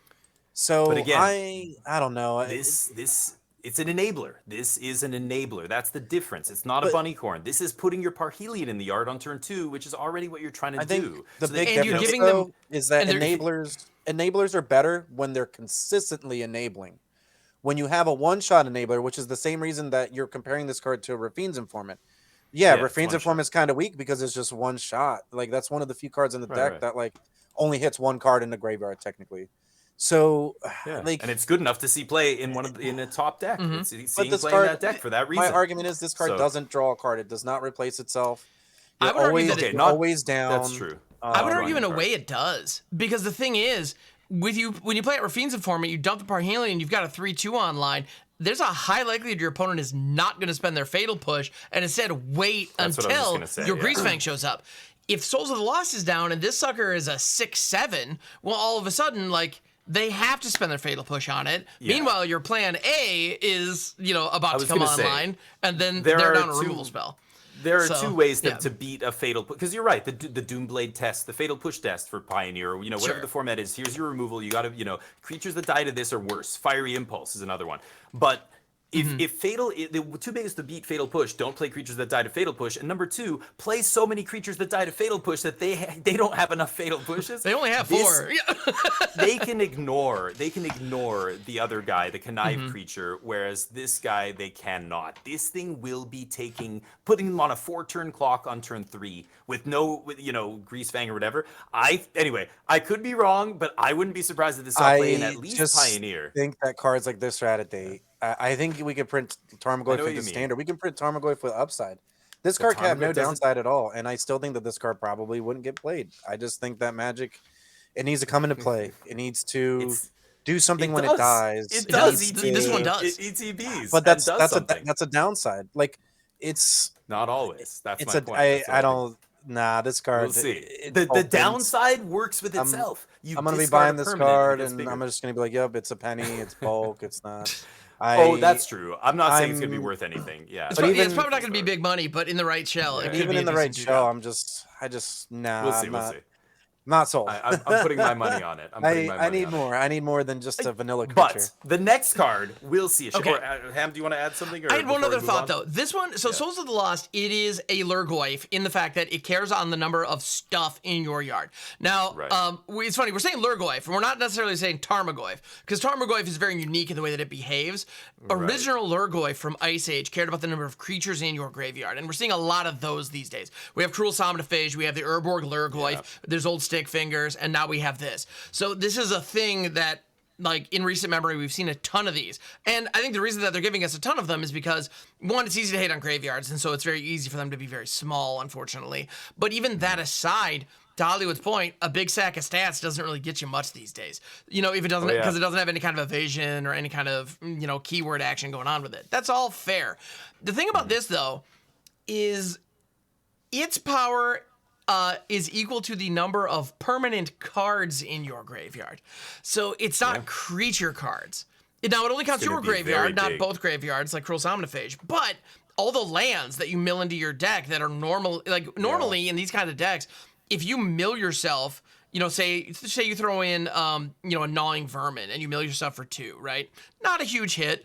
And in a lot of situations right now, if you're doing the Urborg Lurgoyf deck, which I've definitely done that deck a number of times, and they're always, it feels like it should be so good, but it usually sucks. I can't tell you how many times I've had like 3 11-12s on the battlefield, and it's not enough. And it's like, how is this not enough? But you know, it has that feel. They don't exactly. haste, Yeah, there's no other something going on. I just compare everything to Shieldred. Like Shieldred just sits there, it drains them 2 life. Yeah, it costs 4 mana, but it just always does something. Like, You're right. Cards now have to always, cards have to be so insane now, right? Like some of the cards that we're looking in this set are just nuts. Like the dragon that essentially draws 2 extra cards, and then when you draw the cards, it makes tokens, and it's like, oh, so it doesn't even matter that it doesn't even matter that I whiff. You know what I mean? Like Blade. Yeah, and that's another card that just dies to pretty much like anything, right? Like cards have to be like so insane. Like even I just think that like I just think of how many people thought that Shieldred was just gonna be okay because it was just gonna die. Right, that's my comparison when I think of like the big dumb cards. Whereas the like, funny thing is, actually, like while she is excellent, there are some variants of like very popular decks out there that are starting to like whittle down the number of copies of her or cut her outright. Like we're starting to see that movement where people are realizing, oh, I can do better than this. Card doesn't need so I mean, a card has to be really powerful, or it has to be a synergy piece. I mean, there are cards that are one mana 2/1 that gets a soldier. What? Like that's not a powerful card, but that's an amazing card in the soldiers deck. You know what I mean? So you're right. Like in this case, it's not a Shieldred. I'm saying this is a synergy card that works with Reanimator deck, specifically in Pioneer. I think it's going to be good in Greasefang. So you're right, though. The bar is high. I mean, a lot of creatures, like a lot of people, when I saw Shieldred spoiled, I thought it was not going to be a great card. But I thought it was just going to be fine. I think the fact that Ham alluded to this as well, and the fact that I was kind of like, oh, permanent cards, this is going to be, in older formats especially, is going to be, you know, a 2 mana 5/5 or whatever on turn 3 or whatever. When it starts attacking, it's going to be like a 4/4 5/5. It won't be hard to do. Turn 1 Stitcher Supplier into a turn 3, you know, mill something else or whatever, is like even in a dredge deck or whatever. Like, I don't know. This card is large, very large, very fast. It's not hard to build a deck where every single card in your deck is a permanent, and that these kind of decks are often that way. So if you Stitcher Supplier on 1, mill 3, then you sacrifice the Stitcher Supplier to play the Souls of the Lost. It is a 6/7. No, it's a 7/8 immediately because you also put the Stitcher Supplier Something itself. You guys are forgetting is that Graveyard Hate is good against Greasefang and this card. So you're right. No, I'm not forgetting that. I'm aware. The main reason that Greasefang is a really good deck is because it plays fair cards that are good without the graveyard, like a Chariot, like a Shieldred. Whereas this card is good, but I don't know if this card's really adding more to the deck than what it already has, because the deck can punch huge. We've seen it in tournaments where it's like, oh, they played Chariot. Oh, their opponent's like trying to already use their removal on the Greasefang. It's like, oh, now they're just gonna take 6, they go wide, make more tokens. They also make more than 1 threat. So it's like, I really like this card too. Don't get me wrong. It's not that I hate this card. I like this way more than Bunnycorn. Really? I hated Bunnycorn. I thought Bunnycorn sucked. I actually think this card's good for all the reasons you're saying. I just think that for Modern Magic, I just don't think that this card is like... We're not saying it's amazing. We're saying it's a decent role player. Okay. All right. In a niche, in synergy decks. But however, the next card is going to be busted, and it will see play in Modern. This card is ridiculous. It's straight up Dreadbore. Like, you know, when they're obsoleting commons and uncommons, okay, they print Quick Study. Okay, Divination is straight up obsoleted now. Great. I expect it with commons. With a rare, they just straight up obsoleted that last rare. It was like Hero's Downfall getting obsoleted by, I don't know, whatever other bad most of the things that they're printing these days. Yeah, Molten Collapse. So choose 1. It's a 2 mana sorcery, exactly the same cost as Dreadbore. Red black. Yes, they gave red black more removal, especially killing permanents that are not creatures. That's why they banned Invoke Despair. They said black's not supposed to have access to this kind of stuff. And then they print this, where in Modern, you crack a fetch land, boom, that triggers this end. Damien, they're 3 years ahead in design, so they can't blame them. They're playing 5D chess. Reckless cards, right? Like, right. You can't blame them. So this blows up Aether Vial. This blows up, you know, Rakdos Scam, already the best deck in Modern. You know, your Tron opponent, a bad matchup. Goes turn 1 map, you go turn 2 Molten Collapse your map. Oof. That's game over against Tron a lot of games. That's it. They can't recover from that sometimes. Grafdigger's Cage is gone. The one, oh dude, like 1 or less, Amulet Titan, like there's a bunch of things. Hammer, or not Hammer. Hammer. Hammer deck. Sorry. Hammer and Hammer or the Discarded Aid, whichever, just get it out. Yeah. There's a bunch of stuff. That extra, and you get to do both.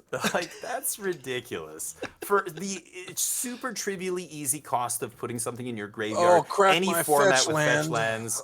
Yeah. So, I mean, so in Modern, in Pioneer, this is going to see a ton of play. In Standard, it's still going to see play. Right now, Red-Black is very underplayed in Standard. It's not seeing basically any play since those bannings destroyed it. And a red, a black, and a colorless card that they were playing all got banned.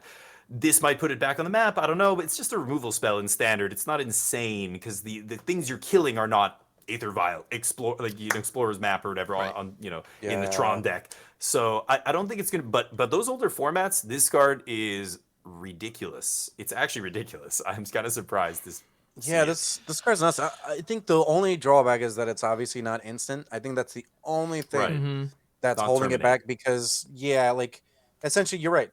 This just replaces Dreadbore. It's like a 2 or a 3 of card in the deck. It's not a 4 of because it's not an instant speed card. So like against Greasefang, a deck that we were just talking about, you're like, all right, cool, waiting with my Molten Collapse, and I'm dead. So I think that this still isn't going to be a 4 of. A deck that I think it could be a 4 of though is Cat Oven, where not only do you get to kill one of their creatures or planeswalkers, you get to destroy one of the hate pieces that's like hurting you. So the main thing that I think that the Rakdos Sacrifice deck has a problem with is Karn.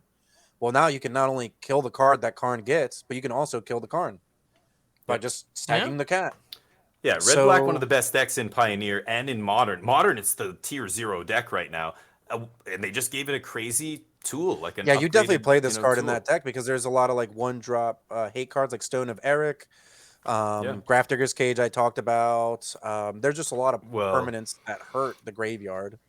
And one more niche point here I have to make is Dreadbore is one of the few cards in the Pioneer, tier 1 decks that is not on Arena.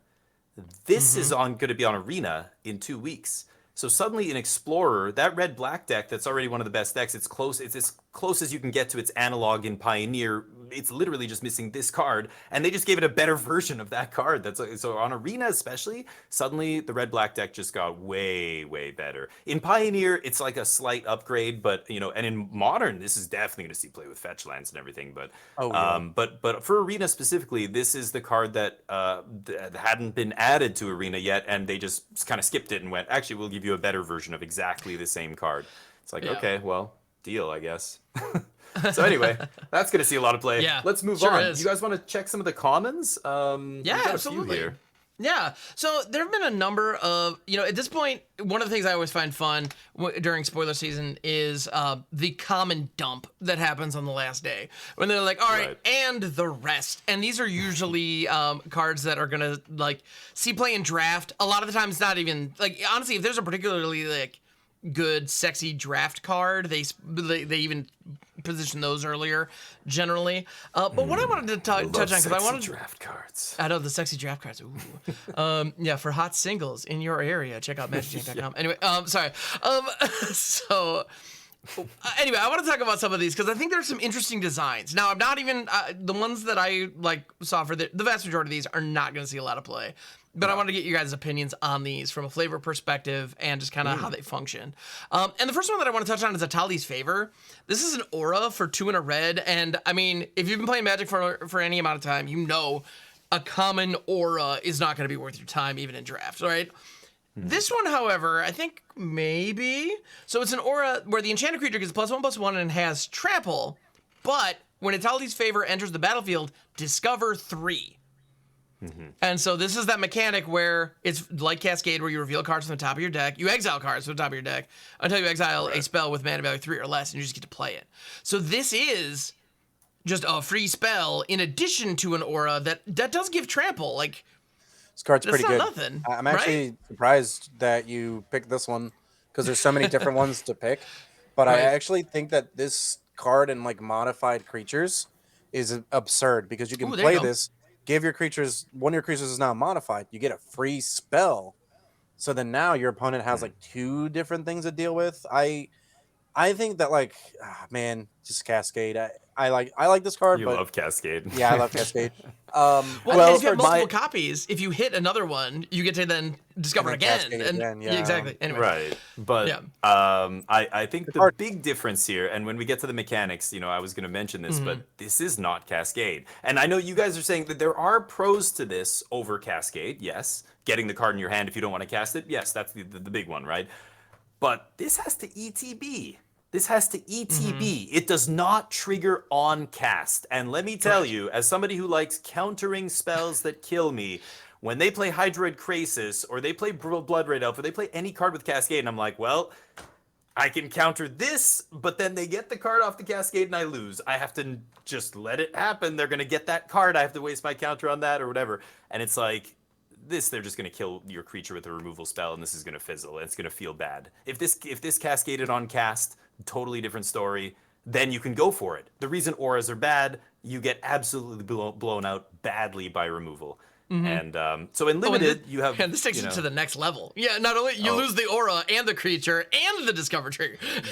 Yeah, you don't even get the trigger. So unless you're playing Skrelv in construct, like in limited, I don't know. I don't know a hexproof creature. In the last Ixalan, we had a really crappy 4-mana 2/2 Merfolk, I think, that had hexproof and flying, or was it a 3/2?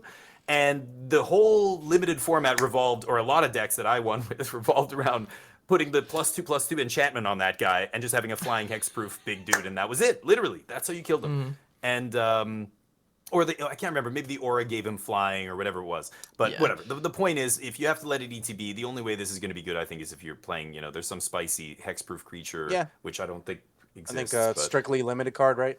For this one. Yeah. I'm probably gonna try to do some silly nonsense with it, but I fully accept that it's not good. It's probably a limited card. And I agree with what you're saying too, where it's not, we're referring to it as Cascade, but it's not Cascade because you're not guaranteed to get 2 cards off of just one. Where Cascade, you're at least going to get one of those cards to resolve, hopefully. But the thing is, Discover is not strictly better than Cascade or strictly worse. It is simply different. It's different. Because, Damien, to your point, you're absolutely, like, triggering on cast against counter magic is huge. But again, once we have ETBs, then you can manipulate those in various ways. Like, so am I going to try to make some kind of Elesh Norn Mother of Machines deck that has a bunch of things like this to get multiple Discover triggers? And I'm going to try it. Is it going to be good? Again, absolutely not. But man, the Twitch clips, be ready. They're going to happen. The content. It's for the content, everybody. baby. It's for the content. It's got a 12% win rate, but man, that 12%. Anyway, best 12% you've ever seen in your life. It's pretty. Anyway. Well, yeah. So I thought the design on that one was interesting, and so I kind of wanted to call that out. I like it. Yeah. So the other one, our next card is awesome. Actually, the next one I think is legit. I think this one might see play, especially if pirate aggro becomes a thing. Perfect. So a deck that wants breaches, the 3 mana pirate, could definitely take advantage of this. So the Goblin Tome Raider is a 1/2 for 1 Goblin Pirate. I mean, those are 2 great types in my, assuming pirates become a thing. But goblins are already a thing. Great. As long as you control an artifact, Goblin Tome Raider gets +1/+0 and has haste. What do you guys think? It's giving me vibes of that sorcerer, the red sorcerer that it's 2 instant sorceries that would come in and is with 2/2 and haste, similar to that. But I think, again, I read a card like this and I say, okay, there's a hoop I have to jump through here. I need to get an artifact on the battlefield. I'm playing this as a 1-drop. It's never going to be a 2/2 on turn 1. So it's a 2-drop. So I have to lead with something that makes an artifact on turn 1 or an artifact itself into this. So what kind of deck am I playing that wants to play a non-creature permanent into a 2/2 haste creature? Like, if I'm playing this, I want to be aggressive. I want to be hitting hard with creatures and, early. But this requires me to play stuff that's not. So unless there's a 1-drop that makes an artifact when it ETBs, Voldaren Epicure, I guess. Voldaren Epicure. There's also Rabbit Synthesizer, experimental synthesizer. Yeah. Okay, Rabbit Battery's a great one because that one attacks. Yeah. Well, there's the Samurai, the Ronin that's 1 mana 2/2, and then goes back to your hand. But it goes back to your hand, yeah. It goes back to your hand, but then on turn 2, you have 2 mountains down. You can play this and then the Ronin. And then you're swinging with 2/2/2. Oh, for haste? Oh, that's true. Right. That's not a bad. I mean, that's not a bad. So for that early line, that's really 6 damage in 2 turns. I mean, I think this is going to be that good. kind of thing happens. Yeah. Potentially like the Convoke decks. I could really see that because a lot of those decks play cards like Ornithopter sometimes. So you play Ornithopter, you play this, you probably get 6 damage out of this card before it's dead. At least you hope. In Pioneer. I was Convoke, thinking for you mean? standard. Or what? I think this Standard card's Convoke? good in standard. In the red decks, some of the red decks, I mean, you could just throw the synthesizers, some other random artifacts that are actually pretty decent. You can play a one of the Bone Splitter card. I can't remember. I You know just what I'm I talking don't about. want to Like, play a non-creature here. I want to play Mhm. like you guys say. Okay, Ronan. Okay, I'm in. Or Yep. the what is it? The rabbit. Sure, Rabbit I'm in. battery, yeah. Like something that hits the opponent. I don't want to play Scoundrel. Mishra's Workshop or Mishra's Desktop or whatever it is. Just play Scoundrel. You It know. makes a treasure. Okay, but then you're playing this Yeah, on turn Scoundrel 2 three. can. Because Yeah. if you play the Scoundrel on turn 2, make a treasure, you got to sack the treasure to pay this guy, and then he doesn't Oh get no, haste, but this and it's like no, you play this card on turn 1 though. This is a 1-drop. oh, Well, so you play it on this 1 in- and then Yeah. Scoundrel on 2 and you're Okay. swinging. Yeah, Yeah, but then yeah. okay, swinging yeah. for 2. Yeah. Yeah, I don't know. Okay, it's. I think this card, can if see it. we're I think we're overthinking about if we want to max out on that Goblin Guide Yeah. ability. I'm more like, Sure. this card is decent. It comes down, it fills the curve. It's a pirate, so obviously, like Ham said, there's some synergy with breaches. And then first few turns, you play some artifacts and just beat down a little bit. And this is just a Okay. card that I'm happy if I get between 2 to 4 damage out of it. After that, if Mhm. it eats a removal spell yeah. or trades, then even better. But other than that, I'm not really thinking too much about this card. I think I still like the one of like random stuff, like the one of equipment and like you guys are saying the rabbit batteries and stuff like that. But then I also think that deck's almost like too weak. I kind of just want like a red deck wins that just incidentally plays artifacts. Yeah, that's the thing. The current red deck, Yeah. the current red deck in standard doesn't really have a lot of artifact generators. Like there's some variants out of it running Charming Scoundrel, but that's about it. Like if you were really gonna want to maximize this guy, you'd want to run the Ronin. You'd probably want to run Rabbit Battery. And like, what are you taking Yeah. out? The Phoenix Chicks? I mean, the chick has flying. That's kind of a big deal, you know. So Yeah, and every turn that yeah. goes by for a card like this, it gets dramatically worse. On turn 1, as a 2/2 haste, it's amazing. Well, we're not playing, ornithopters and Your Great Mox Furnace or Amber whatever. Yeah, I don't know, whatever it is in standard. Yeah. So it's worse. So turn 2, can we do that? Turn 2, 1 mana 2/2 haste, deal. I'm in. But turn 3, a 2/2 is already not going to be able to get through any other creature deck on turn 3. Turn 4, turn 5, like this gets really bad as the game goes on. So the only way this is good enough is if we can get that consistent artifact early and have it come down 1 or 2. I don't know what that deck looks like, but I could see it seeing play though if there is the right number of artifacts, or you go maybe Rabbit Battery into this is powerful on turn 2. I mean, if nothing else, I'm wondering the fact that it's a common rather than an uncommon, because this feels like it easily could have been either. I wonder if there's. I mean, I don't currently play Pauper, but I'm wondering, like, is there a Pauper red aggressive deck that's But you don't play this card. I wouldn't be surprised. You're not going to play Anyway. this. That Probably deck not. plays like that More deck plays powerful all stuff. lightning bolts. It's just like I play every single lightning bolt and you lose the game. Right, of course. And Yeah, you're not Vanek, going to make your That's deck proper silly. worse. Yeah, you don't make your deck worse for this card. Pauper's But busted. I like right. it because I like red aggressive cards, so I could see a world Right. where that Goblin Pirate's actually pretty decent. Yeah, it seemed like cool design. sure. I like the idea of a 2/2 haster that you literally just Yeah. can't get the value on turn 1. I thought that was an interesting design. Yeah. I hope it's good in limited. If there's a limited deck that wants this, limited's going to be sweet because it'll be. Agreed. There's going to be. I know there's artifacts. I know it's graveyard based. Like I hope there's some sweet limited decks, and this guy could be a good part of one of them. Would be sweet. Yeah. But Yeah, Anyway. very cool. Our Let's next move card on. here is actually pretty interesting. We have Out of Air. It's a Yeah. counter spell that is 4 mana, so 2 blue counter target spell, but it costs 2 colorless less if it's targeting a creature spell. How do we right. feel about this card? I'm not So not sure how to like evaluate it. Right? this is Essence Scatter with Kicker, right? Yep. So it's basically 100%. Essence Scatter, or you pay Kick It for 2, and you get to counter any spell. That's the way you should look at this, I think. That's how it reads to me. So we have Essence Scatter in Standard. It's easier to cast than this. Is the additional, being able to counter a non-creature permanent after turn 4 worth it? So what are the non-creature permanents that we're countering after turn 4 that matter in Standard? There's not much, right? The only stuff after 4 is like Atraxa and big creatures. But Yeah, this Atraxa, already does that. Vibration. But this, Shieldred, but this already does it for 2. Oh, Essence Scatter already does that for 2. Oh, that's So we right. don't Of course. need Yeah, the yeah, Kicker to counter that big stuff. The only way would be like Breach. Okay, we're countering or Yep. we're countering A Herd Migration. Virtue. Yeah, okay. yeah. The flipped Virtue. Virtue the out Virtue, of the yeah. Adventure Zone, the white I think or this black card one, is too narrow. I think Essence So, Scatter yeah. doesn't even get played. It only got Exactly. played in the mono blue deck, and then this card's worse because you can't make it only cost 1 off of your HollywoodPizza. Exactly. I do like it because it's a hard counter spell. I think this card is Yeah. pretty good and limited. But outside of that, Yeah, I don't know. maybe. Counter spells are so fringe now. Like they have Yeah, to you're cost right. 2 mana. If your counter spell doesn't cost 2 mana, it's probably not going to get played because tempo wise, like holding up a 4 mana counter spell is like, Oh god, oh, it's terrible.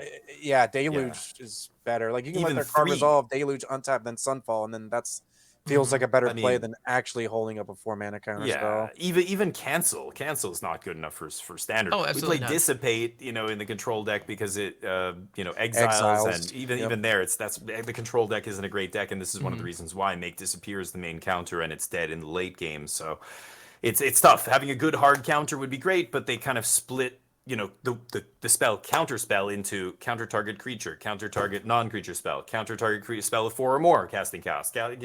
So then what mix of these do you play? It's like God, it makes it too complicated. I draw my negates against the creature deck. I draw my essence scatter like this card against a ramp deck or control deck. I can't counter their invasion of Zendikar on turn 4, and it's like I need make disappear here.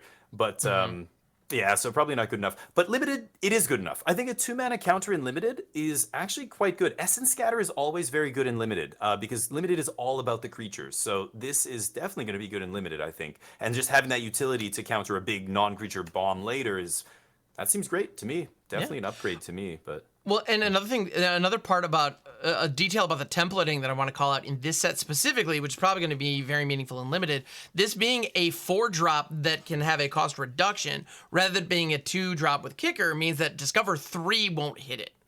Right. So that's kind of handy, Oh, yeah. right? Good So call. in I limited, didn't if think you about have that. you can have some Discover and you can have this in your deck, and the Discover is not likely to hit it, which is Totally. and you're more likely to find your 3-drop creature that you're looking for and get that online. Wow, So it's almost like yeah. they designed this card with that in mind. It's crazy, right? Also, it should be good. I want to call out the artwork on this. Like, if you can't look at that and feel just really uncomfortable, Yeah. it's just wow. Oh, God. It reminds me Cave of diving. right. It reminds me of Buried Alive from not Buried Alive. What's it called? Claustrophobia, I think it is, from one of the Innistrad sets. The artwork was somebody clearly buried alive yeah. inside of a coffin, like Clawing. scraping. Yeah, exactly. Like that's one of those where you just look at it and just kind of skeezes me out, and this does the same for me anyway. So Speaking of anyway. diving in the water, our next card, Eaten Yeah, by buddy. Piranhas. So it's 1 blue, 1 colorless. It is essentially, what is the card called? From Streets of Witness Nirvana? Protection. Witness It's Protection, very yeah. similar to So, Witness Protection. yeah. It's Yep. an enchantment. It has flash. Enchanted creature loses all abilities. A 1/1 black skeleton creature with base power, toughness 1/1. So essentially, pseudo. We've seen this effect in blue a ton. This one's a little more permanent because it's an aura. Yeah, I mean, Flash Witness is a big Protection. deal. Yeah, I was Flash about is to a say big Witness deal. Protection gets played and doesn't have flash. I think that for 1 This more is mana, way I think this better. card's a little bit better. Yeah. Oh, Oh, yeah. yeah. You attack with your Shouldered. Oh, mid-combat, it's a 1/1 and I block it and it dies instead of sitting on the battlefield. Maybe they bounce it later. Maybe they somehow destroy evil my crappy Witness Protection or whatever. This just instant speed doing it and then you eating that 1/1 right away. Like that's the ideal, situation. Seems great. Seems good to me. I'm Yeah. definitely playing this in limited for sure. In standard, I guess, like blue-white soldiers decks like that. Maybe this is an upgrade. They kind of have stopped playing witness, but now they're like leaning on counter spells like Protect the Negotiator and all this stuff to deal with the bigger, stuff that kills them, like Shoulder It. But I think you're right. I think I could see them playing this blue-white soldiers or maybe even mono blue or something. But Yeah. yeah, definitely a cool card. Flash is a design. big upgrade. Oh yeah. No, the flash here is massive. You take flash off of this, it is unplayable. We're not even talking about it outside of limited. With flash on it, that's fantastic. I'm all for it. One thing Actually- though, that the only flavor issue that I see with it, if it's on a creature and then they disenchant it, the creature has somehow gotten uneaten by piranhas. I'm not exactly sure how that works, but anyway, Yeah. very small. the- complaint. Regurgitated Yeah. by piranhas. Exactly. They're mystical piranhas. They're not eating your flesh. okay. They're eating your sanity. Your Let's go with that. mysticism. Yeah. They're eating your it's Cthulhu. Turning you into a piranhas. skeleton. So anyway, but yeah. Anyway, but yeah, no, cool design. I like it. Piranhas are cool. Moving on. Buried Right? treasure. What is this? What does buried treasure do? Buried Treasure is an artifact that I'm going to be forcing in so many mid-range decks, and it is going to be underwhelming in absolutely all of them. But What does it do? I want to believe. It is an artifact treasure for 2 colorless, or 2 generic, I should say. And you can tap, sacrifice it, add 1 mana of any color. So it is a treasure token that you spend 2 mana for. But you can pay 5, exile buried treasure from your graveyard, to discover 5. That's it. So this card is close, Ham. Like right? This card's really close. That's I what think yeah. if it costs, I don't know, if it costs 1 mana, I think this card would actually be pretty absurd. Oh my goodness, yes. I think it's pretty decent. I think that there's a world where you play this card to get to your Shieldred, or you play this card to get to your 4/5 drop, and then later on, you're just like, oh, I guess I'll just discover 5 at instance. Discover it's 5 sorcery. is powerful. Okay, so only a sorcery, but still, you get only to a discover sorcery, 5. but, yeah, which is still, I mean, getting utility out of the graveyard is so important. Like memory, we just got done talking about memory deluge. Like memory deluge is huge.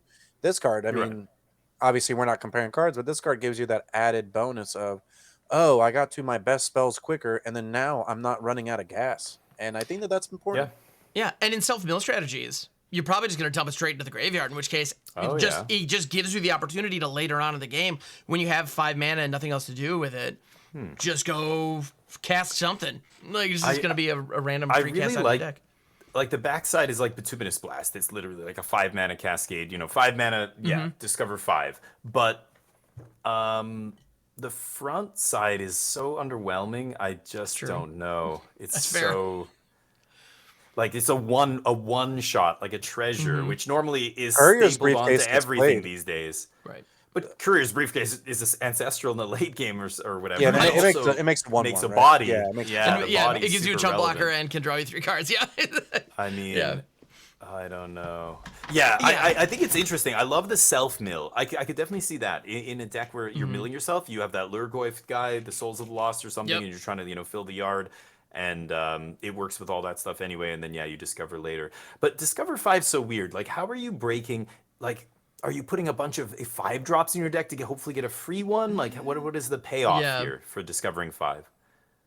Well, I mean, the dream is to hit some bomby 5-drop. I mean, there's like the green. It's just extra value out of the graveyard. It's the fact that it's like a 2-for-1, right? Like I think that's the thing about this card is that like it helps you get to your bombs quicker, and then when you have the mana laying around, which you're probably going to, you just spin the wheel, hit another one of your good cards, and then keep it moving. I think that's hitting Shouldred's pretty good. Yeah, hitting Shieldred or Wandering Emperor would be fantastic.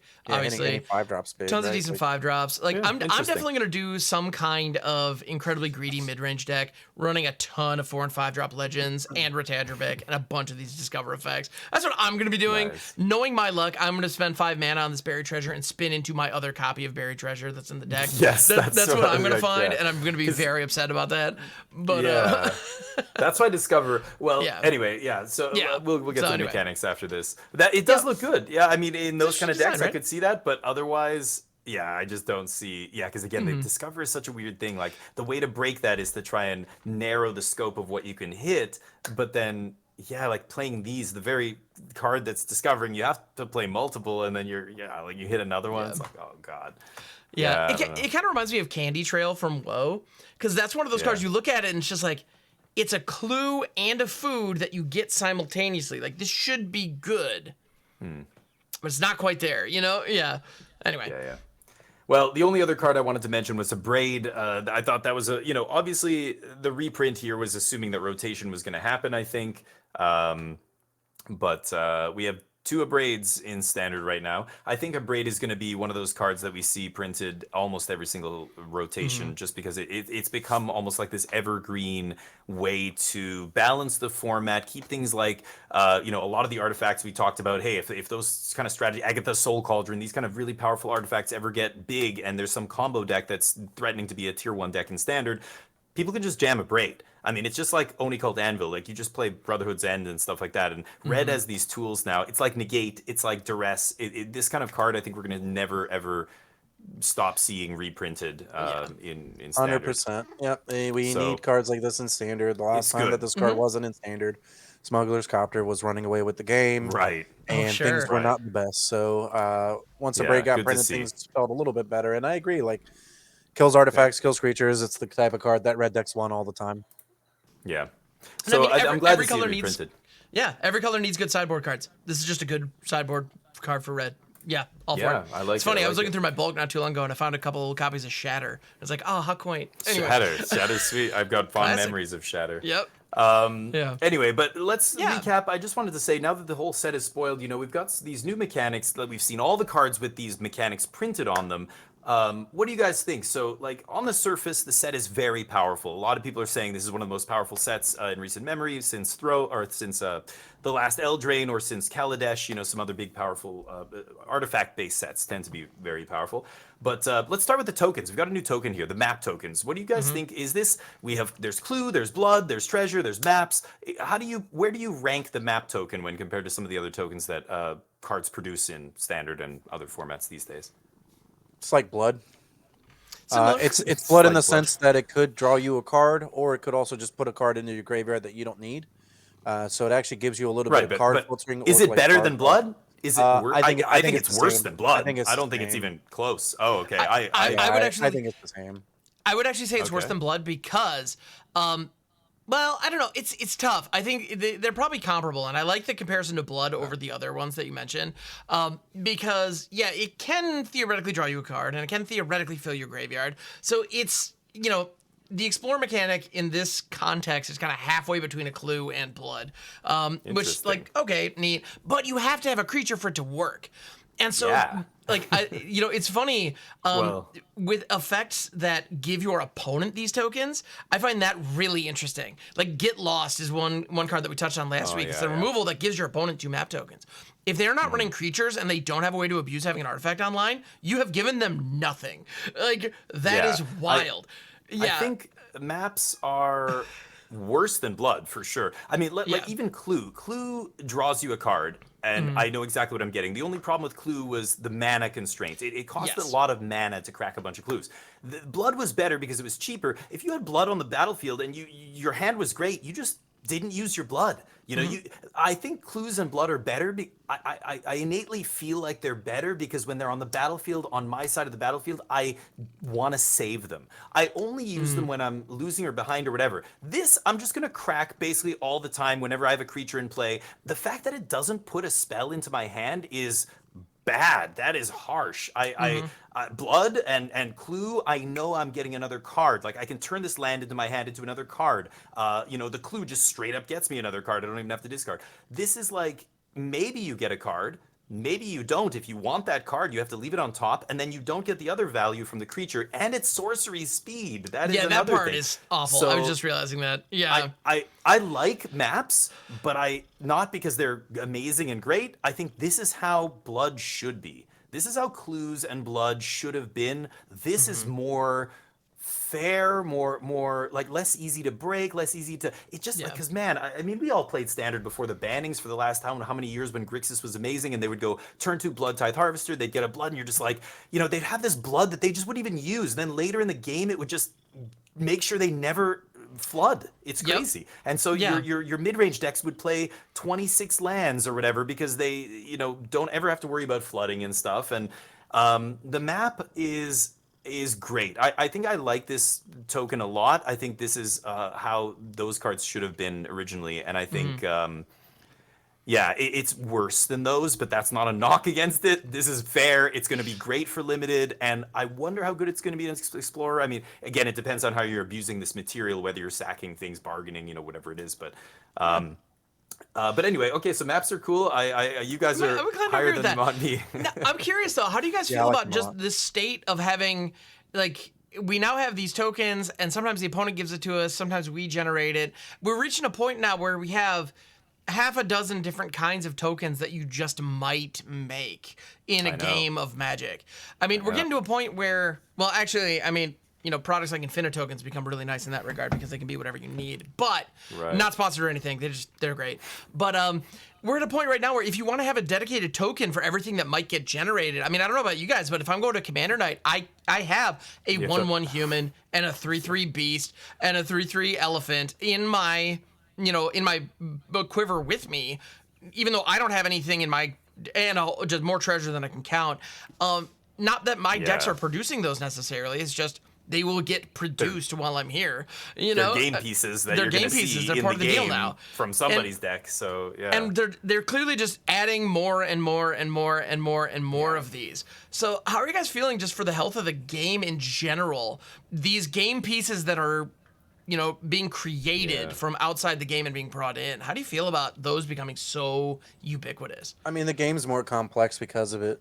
Like your mistakes, your subtle mistakes matter so much more in Magic nowadays, where like every single person's trying to get the max value out of every single one of their cards, which does include cards like these tokens that just show up. And you can tell who's gonna win because you'll have like 3 bloods and the other person doesn't.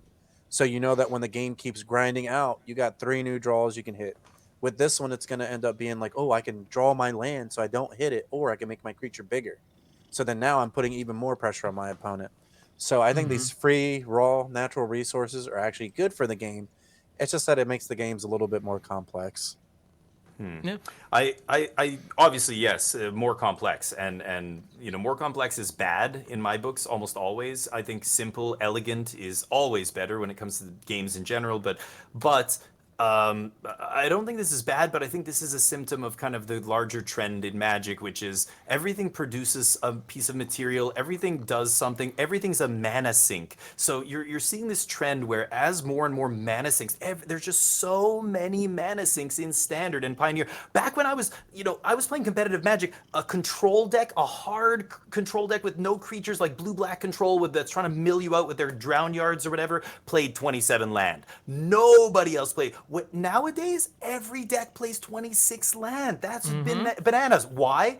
Because you have so many mana sinks, you don't need to worry about flooding. Nobody floods. So whenever all these things, the tokens, the creature lands, and just all these different ways to pump mana into stuff means you just every spell is so powerful. You just need to play more and more lands and cast your spells. They all make so many pieces of cardboard. It makes kind of the game, I don't know, spiral out of control in a way that I'm not always a fan of. It's weird. It's hard to explain, but I feel like the grind, like the game. You don't even want to play the game because you know that you're like, I don't even feel like grinding through this. It's because what I don't like is that what I've never liked about grind, even though I like mid range decks, what I don't like about grind though is that I can sit here and I can be like, oh yeah, okay, I'm losing, okay, coming back.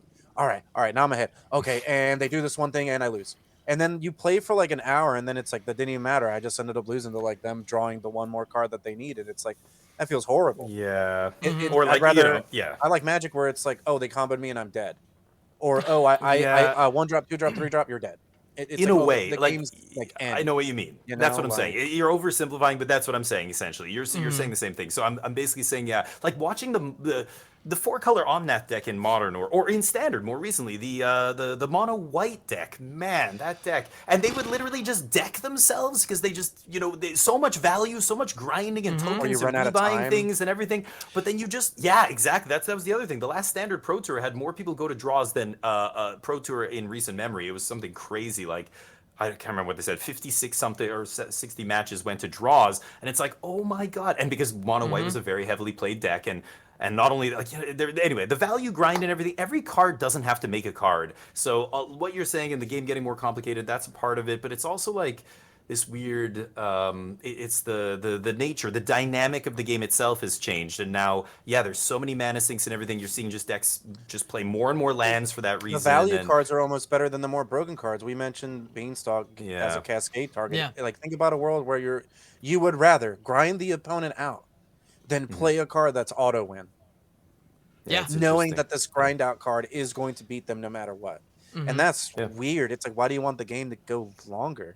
It's like, well, I'm going to draw 15 cards and they're never going to beat me. It's like, no, I would rather I don't know, Amulet Titan on turn 2 kill you. It's like I would rather do. Well, sure. I'm not saying every game should end on turn 2, but at the same time, but you know what I mean. These grind fests, Yeah. Anyway, it almost reminds me of playing an FPS, like the difference between Apex Legends versus PUBG or something, where the time to kill is much lower, and that's a big deal in an FPS, and it's what makes all these different first-person shooters different. Is the time to kill changes, and some people like that grindy, I have a ton of armor, I can recharge my shield over and over, whatever the mechanic is that prolongs the game. I think for Magic that it's the opposite extreme. They're always worried about decks that can kill you on turn 2. Yes, we don't want that extreme. But the opposite extreme is also bad. I don't want, and that's why they got rid of, Eggs combo and Clan Ironworks. And not only were those decks powerful and everything, but they were so grindy and just like all these actions, so many game actions. Like that's what I'm trying to say here, right? So it's interesting, but getting back to maps. Or sorry, Ham, I feel like it's Cauldron Familiar got. I feel like it's a byproduct of the online gameplay, though. I think that's part of it. Yeah, that's part of it. Well, yeah, and in Cauldron Familiar getting banned in Standard, in the ban and restricted announcement, they specifically said that how cumbersome it is in online play was part of the reason why they got rid of it. Yes, like, right. Granted, that was a different time when Arena was still relatively new, so that was more of a focus for them, I believe. Right. In any event, so in general, maps are encouraging this kind of these very grindy, value-focused games, and it seems to be a symptom of that design philosophy. We're seeing a lot of that. I like this more, and that's what I'm trying to say. This is different than Blood. It's different than Clues. It's different than that because it actually. I feel like it's a little bit more. It doesn't let the game grow and expand so quickly. It's keeping the game a little bit contracted. It's restricted. It's a better version of those things. I think more. Yeah, I can buy that. Less of that other stuff. Anyway, but what about the other mechanics? What do you think of Descend? We've got Descend X. We've got Descended, and then we've got Fathomless Descent. So there's like a Descend N, where N is the value of however many permanents are in your yard. And then there's Descended, which is yes or no. Did you descend this turn? And then there's Fathomless Descent, which just counts the specific number of cards in your yard, right? And then if it's exactly 10 or more, or whatever, right? Yeah, Souls of the Lost, for example, has Fathomless Descent. It checks that about, and it just looks at the number of non-land permanents in your yard. There are a number of effects like that, where it just whatever that number is, that's what you got. Go. So what do you think of this mechanic? I mean, it's weird that we have one mechanic, but it's almost split across like 3 words. And I was trying to think of when is the last time we've seen anything like that. It's super weird.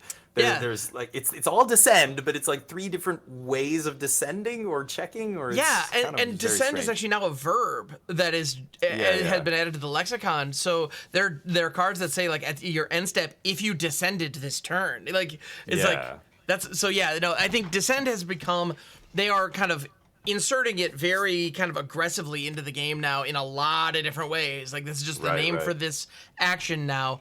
I don't mind it actually because it's I kind of hope they do stuff like this moving forward because there's so many mechanics throughout the game's history that they use repeatedly and like they don't give them keywords.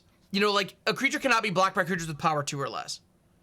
That is a sentence that gets printed on like a lot of cards. 1 green card almost every set at this point. Like it's just it's out there. Well, development calls that Daunt. It's like, well, why don't we just call it Daunt? Why don't we just keyword that? Because it's clearly being used everywhere. Well, with Descend, they've identified, okay, this mechanic, we have this mechanical identity of, permanence, like, land, non-land, whatever, permanence hitting your graveyard. The word for that is Descend. I am totally on board with that. Like, I agree. I like that. I think it's a meaningful shortcut, and I'm glad that they're doing it. The 3 different words are weird, but I think it's easy to once you like understand the mechanic and once you read it and go, okay, it cares about permanence in yard. Like this just cares about how many went, or if any went this turn to the yard. This one cares how many are in the yard. This one cares how many is telling me how many cards I'm going to descend or whatever it is. Then it's actually pretty simple, but weird the way they worded it. And one important thing, my chat told me we were talking, we were looking at the spoilers, and I was like, oh, descend. I'm like, oh, so I can just sack a token here and have the token go to the graveyard and trigger Descend because it's a permanent and tokens do touch the graveyard, like for purposes of does a creature die this turn or did revolt or whatever.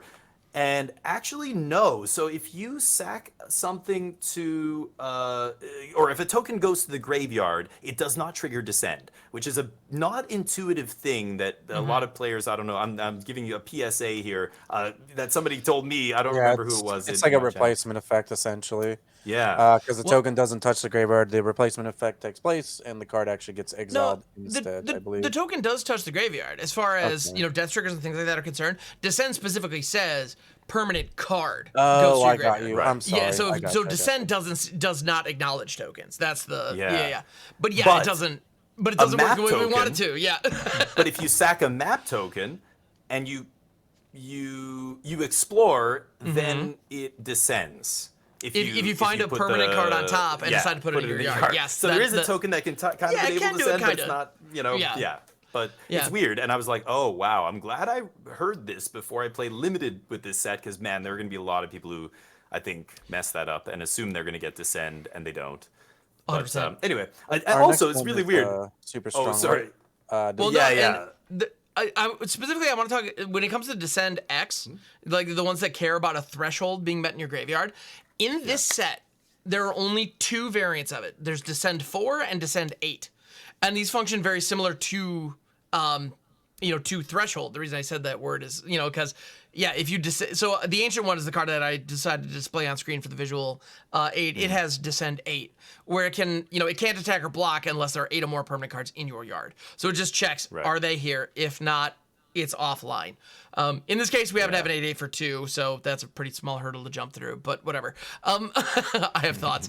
But in any event, I think this particular card's busted. And but I love that Descend Descend 8 makes sense. Descend in that is case. the opposite of Ascend from Ascend, the first yes. set, which is hilarious. It didn't even click until I can't remember what I was listening to, and somebody mentioned they're like, oh yeah, Descend, because in Ixalan it was Ascend and it cared about how many permanents on the battlefield. Now it's Descend and it cares about how many permanents in the graveyard. I'm like, okay, cute. That didn't actually click at first. I was like, okay. Yeah. Beautiful how about symmetry Craft? Craft is. I'm just yes. gonna come out and say this. It's Craft horrible. is cancer. Horrible. I It's hate. horrible. I hate Craft. It's like the worst Oh my god. thing. It's like the worst. It's got to be like one of the worst abilities they've ever made. It looks awful. Dude, it's like the antithesis It's of awful. elegance. It's the most inelegant mechanic I've ever read in my life. Really? I literally read Enigma Jewel. I had to read Enigma Jewel like 5 times on stream, and I'm still like, what? I'm like, I don't. What, but meld with if whatever the hell you want? You don't like that? That's not a. Craft. Okay, listen. If Craft was only artifacts, when I first read the first few Craft cards, it was like, okay, sack an artifact, do they? I'm like, okay, I got this. And then it was like, Craft with a cave? Craft with dinosaurs? I'm like, wait, what are we doing right now? This is now getting so ridiculous. So the Enigma Jewel is one of them, where I read every Craft card has a giant block of italics on it explaining, and it's not the same explanation for every Craft card. So you have to read each one to see exactly what the Craft is doing, what you have to craft with, what, all this stuff.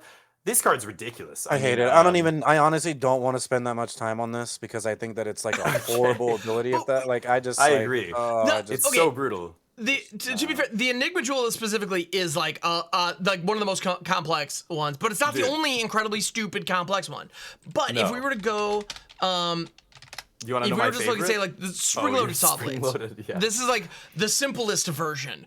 This just has Craft with Artifact. I hate them all. Right. None of them are my favorite. That's totally fair. That's reasonable. Like, I didn't even read half of them. I was just like, I would read the first half and I'd be like, oh, Crafts, I'm done reading this card. Yeah, and I think a lot of them are going to be only played on the first side. Like the Craft isn't even. I don't even know if it's worth it for a lot of them, but. But my favorite, or what were you going to say? Just the way that it works for folks at home who want to understand kind of what the hell we're talking about. So in the case of spring-loaded saw blades, for example, it has Craft with Artifact 3 white. So if you have this down face up, you can pay 3 and a white, and then exile an artifact that you control or an artifact card in your graveyard, and then it transforms. And so it's a way to transform double-faced cards. That's all it is, but it requires it and as well as something else. So you're crafting a thing, and then in the case of spring-loaded saw blades, it turns into a vehicle. So there are a lot of them that are like creatures that turn into vehicles. The reason that we cite the Enigma Jewel specifically as one that's just genuinely cracked is you need to craft it with 4 or more non-lands.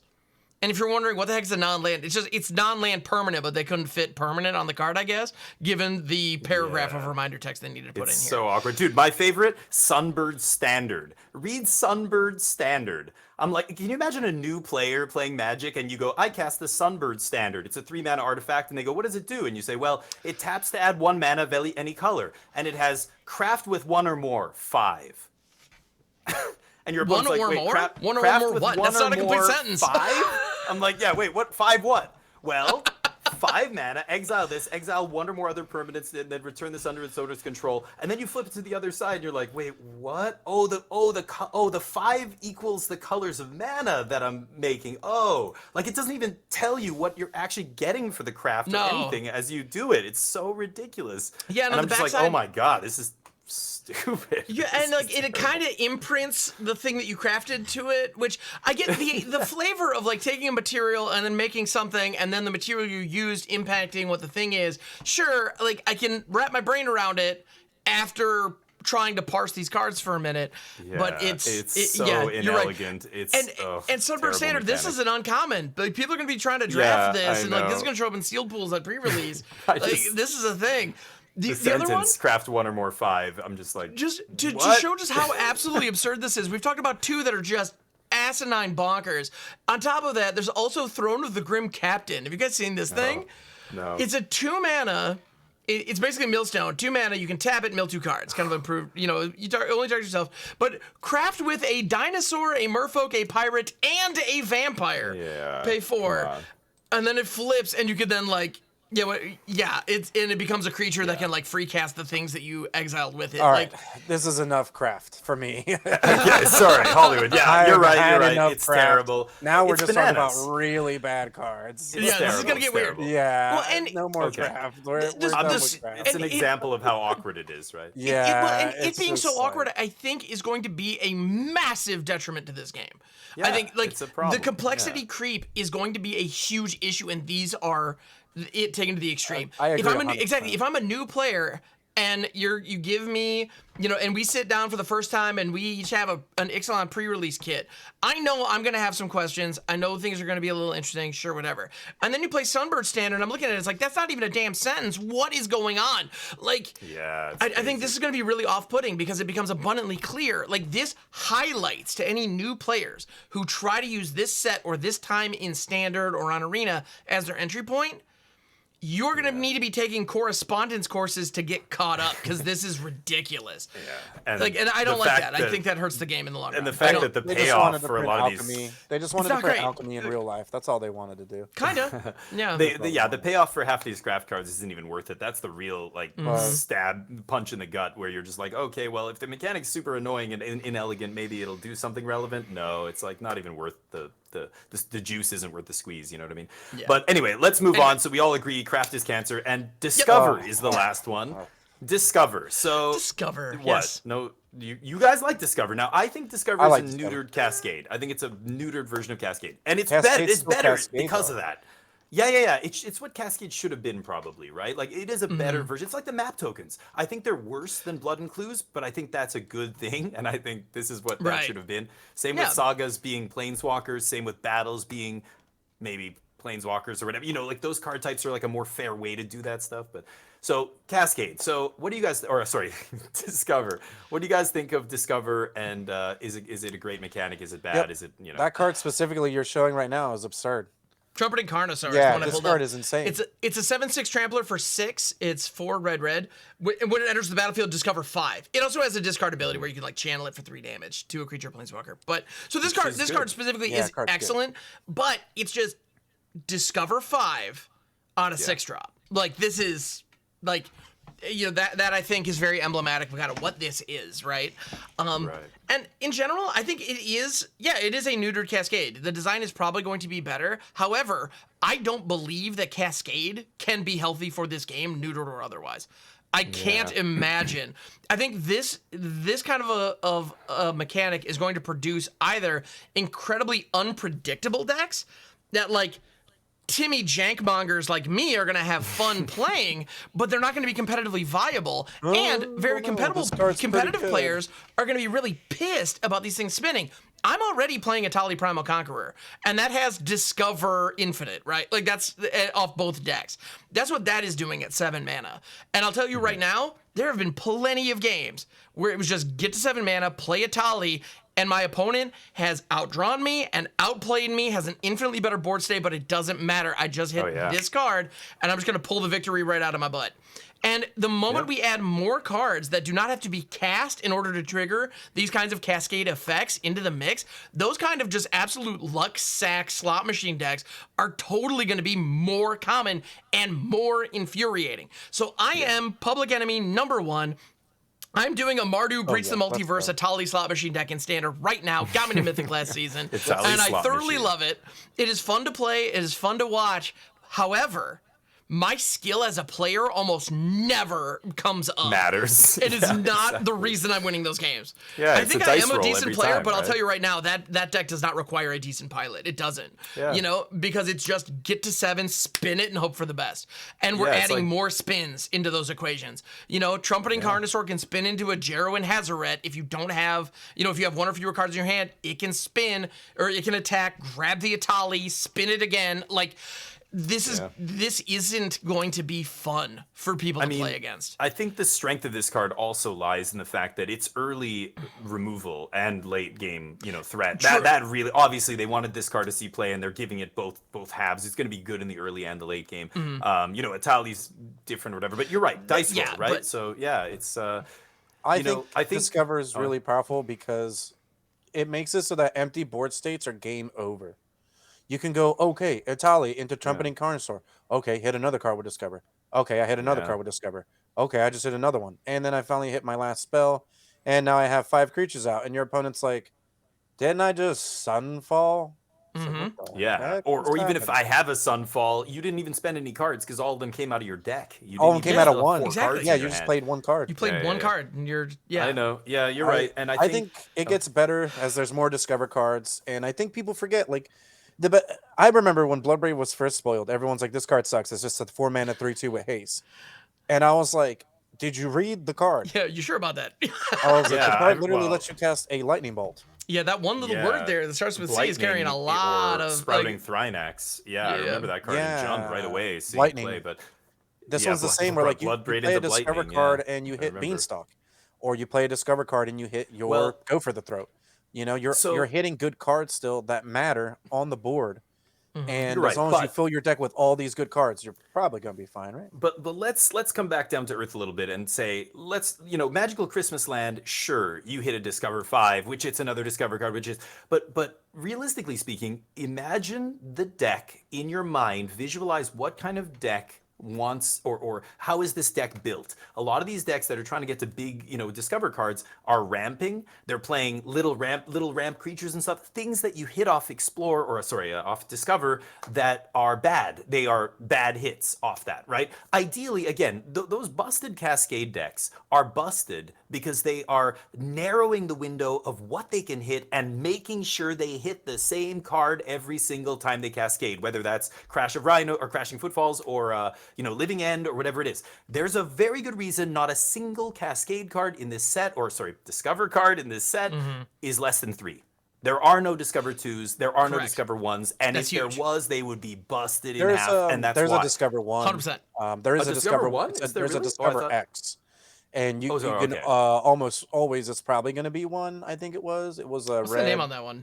Because that is different. If you can really narrow that zone, because Atali, Ham, you've played a ton. How many times have you hit? How many times have you hit garbage off Atali? I hit garbage off Atali so many times, and it's like is the card Zoyoya's Justice, Zoyowa's Justice, and it says the owner of target artifact or creature of mana value 1 or greater shuffles it into their library, then that player discovers X. So you can. Forget it. That's totally different. No, you can do it to yourself. No, you could do it to yourself. It says the owner of target artifact or creature with mana 1 or greater shuffles it in. Oh. So you can shuffle it. Player? Yeah, the owner of target artifact or creature. Then that player. Okay, so you're targeting. Yeah, you could target with yourself. 1 or greater.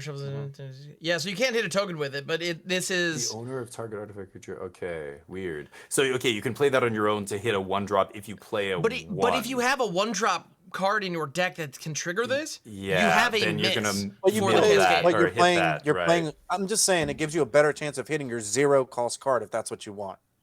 Let's say you only have 3. Let's say you have like 3 1-drops, or I guess 4 1-drops. And then you have 4 of your 0-drops. And you're like, all right, whatever. I'll hit my 1-drop, hit the 0 card.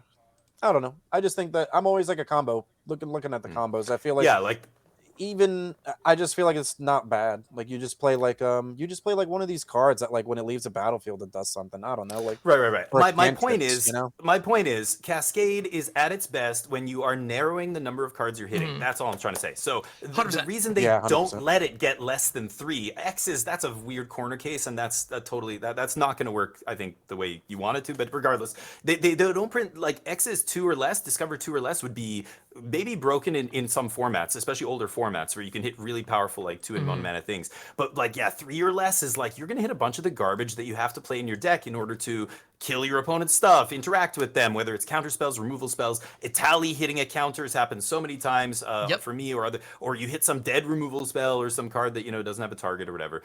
Invasion of Alara, same thing. That Invasion of Alara deck in Standard where Bramble Familiar was getting the Alara, you were not able to play. I think they played like one Go for the Throat just because they had to play something to interact, but they didn't want to play anything else that's less than 4, so that they could always hit that Bramble Familiar. And it's that's the big problem I think with Discover here, where Magical Christmas Lands, you hit your best things, but a lot of times you're going to whiff or you're going to hit something subpar, and trying to build No, I completely agree. And I think drawing the comparison between Discover and Cascade is kind of natural because they behave similarly.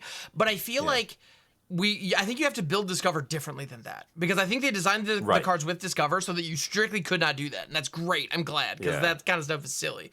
So how do you and break it clearly it? breaks. So in my know. opinion, Discover is to Cascade what Toxic was to Infect, where they use some of the same tools, but you have to build it differently if it's going to be successful. Like with the Toxic deck, you want to be going wide. It doesn't matter how big your creature is. Whereas with Infect, like I want to hit you once and end it, Right. And so like, they're both doing poison through combat. So in this case, what you need to do is if you're having these Discover, Discover effects in your deck, you want to have multiples of them that can like hit each other. So to Pete's point, you want to build your deck so that it's not necessarily Magical Christmas Land to play out the Trumpeting Carnosaur into, like, I don't know, maybe an Invasion of Alara, into Atali's Favor, into another Atali's Favor, into a 2-drop that's okay. Like, that kind of thing. You need to build your deck in a way that you just have so many good hits that you're not guaranteed. And right now, how easy is it to build a deck that is nothing but 3 to 5 drops that are just 100% bangers that win the game on their own? Like, having a bunch of Discover like tools that can just go find those things and just get them live. Like if I play a Trumpeting Carnosaur and I have to settle for a wedding announcement, I'm having a good day. Right. I compare this to Adventures, where I think that the best thing you could do is you take all the Discover cards, you put them all in one deck, you fill out the curve with some of the best cards in your colors, and then now every card you play is a free spell. Doesn't matter if the spell's good or not. Free spells are free spells, right? We all know. Any free spell gets you ahead in the game. That's one more card that your opponent has to deal with. So I think that this deck is easier to build than we think. I think it's literally just going to be like Adventures, where you jam all the Adventure cards in the deck. All right, I'll put all the Discover cards in the deck. That way it does guarantee that when I hit one Discover card, I'm going to hit another one. And then if I hit another one, then it's like, wow, the game's probably over for your opponent at that point if you chain 3 spells into play. And I can tell you right now, you guys are going to really hate playing against that deck. I already know. I think it's going to be frustrating. This is my big called shot, is that deck's going to be... That's going to be the Clover deck of this set, which is going to be all the Discover cards. Well, people are definitely, you know what? People are going to be crafting it and going for it day 1 on Arena. So the question is, day is it 0 on early access hand? Is it? Of course, yes. This Thursday and Friday. But the question is it going to be the Clover deck or is it going to be the Poison Ivy deck? Is it going to be the one that breaks away and has to get some stuff banned because it's busted as hell? Or is it going to be the new hotness that everybody thinks is going to be insane, but it's actually really inconsistent and not very competitive? I think the new hotness, because it doesn't require... I think the Toxic was too niche. Discover is just like, I just play good cards in my deck. I mean, kind of agree. Like you just need... I just play a red-green deck that plays the Invasion of Zendikar. So even if I discover into it, it's ramping me. I also play Topiary Stomper because Topiary Stomper is a dinosaur. We can even jump into a little bit of a dinosaur theme. So I really think that this deck is a lot easier to build, and I think that we're going to see it. And you guys, this is like the Rafine effect, where like even to this day, when I lose to Rafine, I'm like, God damn it, why was I right about that card? I was like, man, I wish I was like wrong that was not the best card in the set, but unfortunately it is. And I think that Discover is like the best ability in the set because it's just any free spells. Like so many Wedding Announcement it's powerful, isn't even a free spell, but it's giving you 3 cards for free. Yeah. Essentially, the first one costs 3 mana, then the other 2 or whatever, right? Or if you draw cards, it's even better. Like, and the standard format's littered with them. But, there's so many phenomenal, just so many mid-range extra value one pieces. cards. Yeah, and anything each one to of get them. you ahead that 1-for-1, right? All mid ranges is I kill your card. Okay, well now I play my card. Okay, well I'll kill it, and then you play your card. Okay, well let's trade because I don't feel like using your ward ability to discard a card. But instead, it's just like no, now I just play this one card which gives me a free card, and it's like. Well, and that's the bottom line. Discover is a free 2-for-1 in your favor every time. Yeah. Yep. I think it's good. 2 things for 1. Yep. Yeah, but it's just I the way I see it, I don't know. I'm already playing the wedding announcements and these other things in my deck, and I'm just casting them. So, like, do I need a 6 mana card that finds my 3 mana? I'm just casting my 3 mana cards on turn 3. I don't know. Late in the game, yeah, maybe we'll see. Discover's a powerful mechanic. I agree with you 100% on that. But I don't think it's going to just be its own deck. I think 1 or 2 Discover cards may see play in other more powerful shells, because I think just jamming a bunch of Discover cards in the same deck does not seem good to me. But I'm just going to be sitting back on my Make Disappears going, nope, oh, this is great. Nope, oh, they don't even trigger on cast. Nope. And that's why we play Caverns of Souls. But anyway. yeah, maybe. But no, and exactly. So and maybe it's not a deck on its own. Maybe it's a couple of pieces here and there. We'll see. That sounds powerful. very reasonable. Guys, Ixalan's looking great. I think this set's going to be awesome. We're doing it. We got early access this Thursday, so everyone should definitely go to Twitch and check all of us out. Absolutely. We're all doing it, right? If you have questions, you can always come into the MagicJank Discord and directly ask us questions in one of our channels. You can tag us on Twitter. We all have social media. You can do a hashtag JankMail. So that way, when we're going through Twitter before we start the podcast, we're able to find your comment and read your question here and answer it on the podcast. So don't forget that that's a valuable resource that you could be using right now. Absolutely. But yeah, so this Thursday and Friday, we have the streamer event. In the description of this podcast, wherever you are watching or listening, there is a link to the entire Team MagicJank on Twitch. Jump over there, follow all those people. They are all fantastic. And during the 24 hours when that streamer event is live, definitely check in over there and see who's live. Come say hi to us, because we are going to be playing a ton. I have a feeling the vast majority of us are going to be live. I'm going to be playing a lot of Discovery. For a good portion of that. Yeah, I'm going to be playing so much Discovery, you guys. Oh my goodness. Yeah. It's going to be Dino Fight rigging, just as far as the eye can see. Yep. Yeah, it's always so fun. I really, really think they should do every single time a standard set comes out, just do a week of no rare cards, no crafting necessary standard, to just let everybody do what we get to do in early access, because it is a blast. Just going, oh yeah, I don't like this deck. Well, that's a cool list. Just get to play it right away. Like, don't have to worry about how many wild cards and I'm missing this. Oh, do I really want to craft this niche sideboard card? No.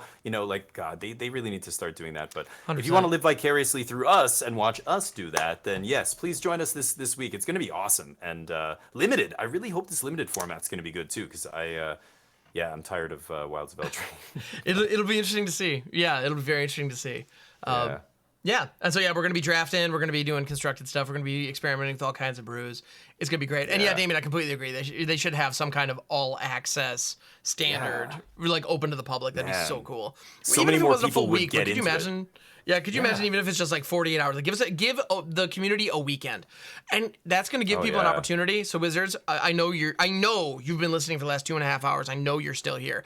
And thank you, by the way. I appreciate that. If you wouldn't mind giving a 5-star review in your podcast app of choice, that'd be rad. But so Wizards, while you're listening to this, here's an idea for free. Give the community a weekend, like the weekend after a new set releases. Open up standard all access. Make it just one of those free events. Don't like, ladder's not tied to it. Just let people have an opportunity to play with every single deck, because you know what's going to happen. They're going to experiment with all the new stuff. They're going to fall in love with a deck that requires 12 rare wildcards and 4 mythics that they do not have in their collection.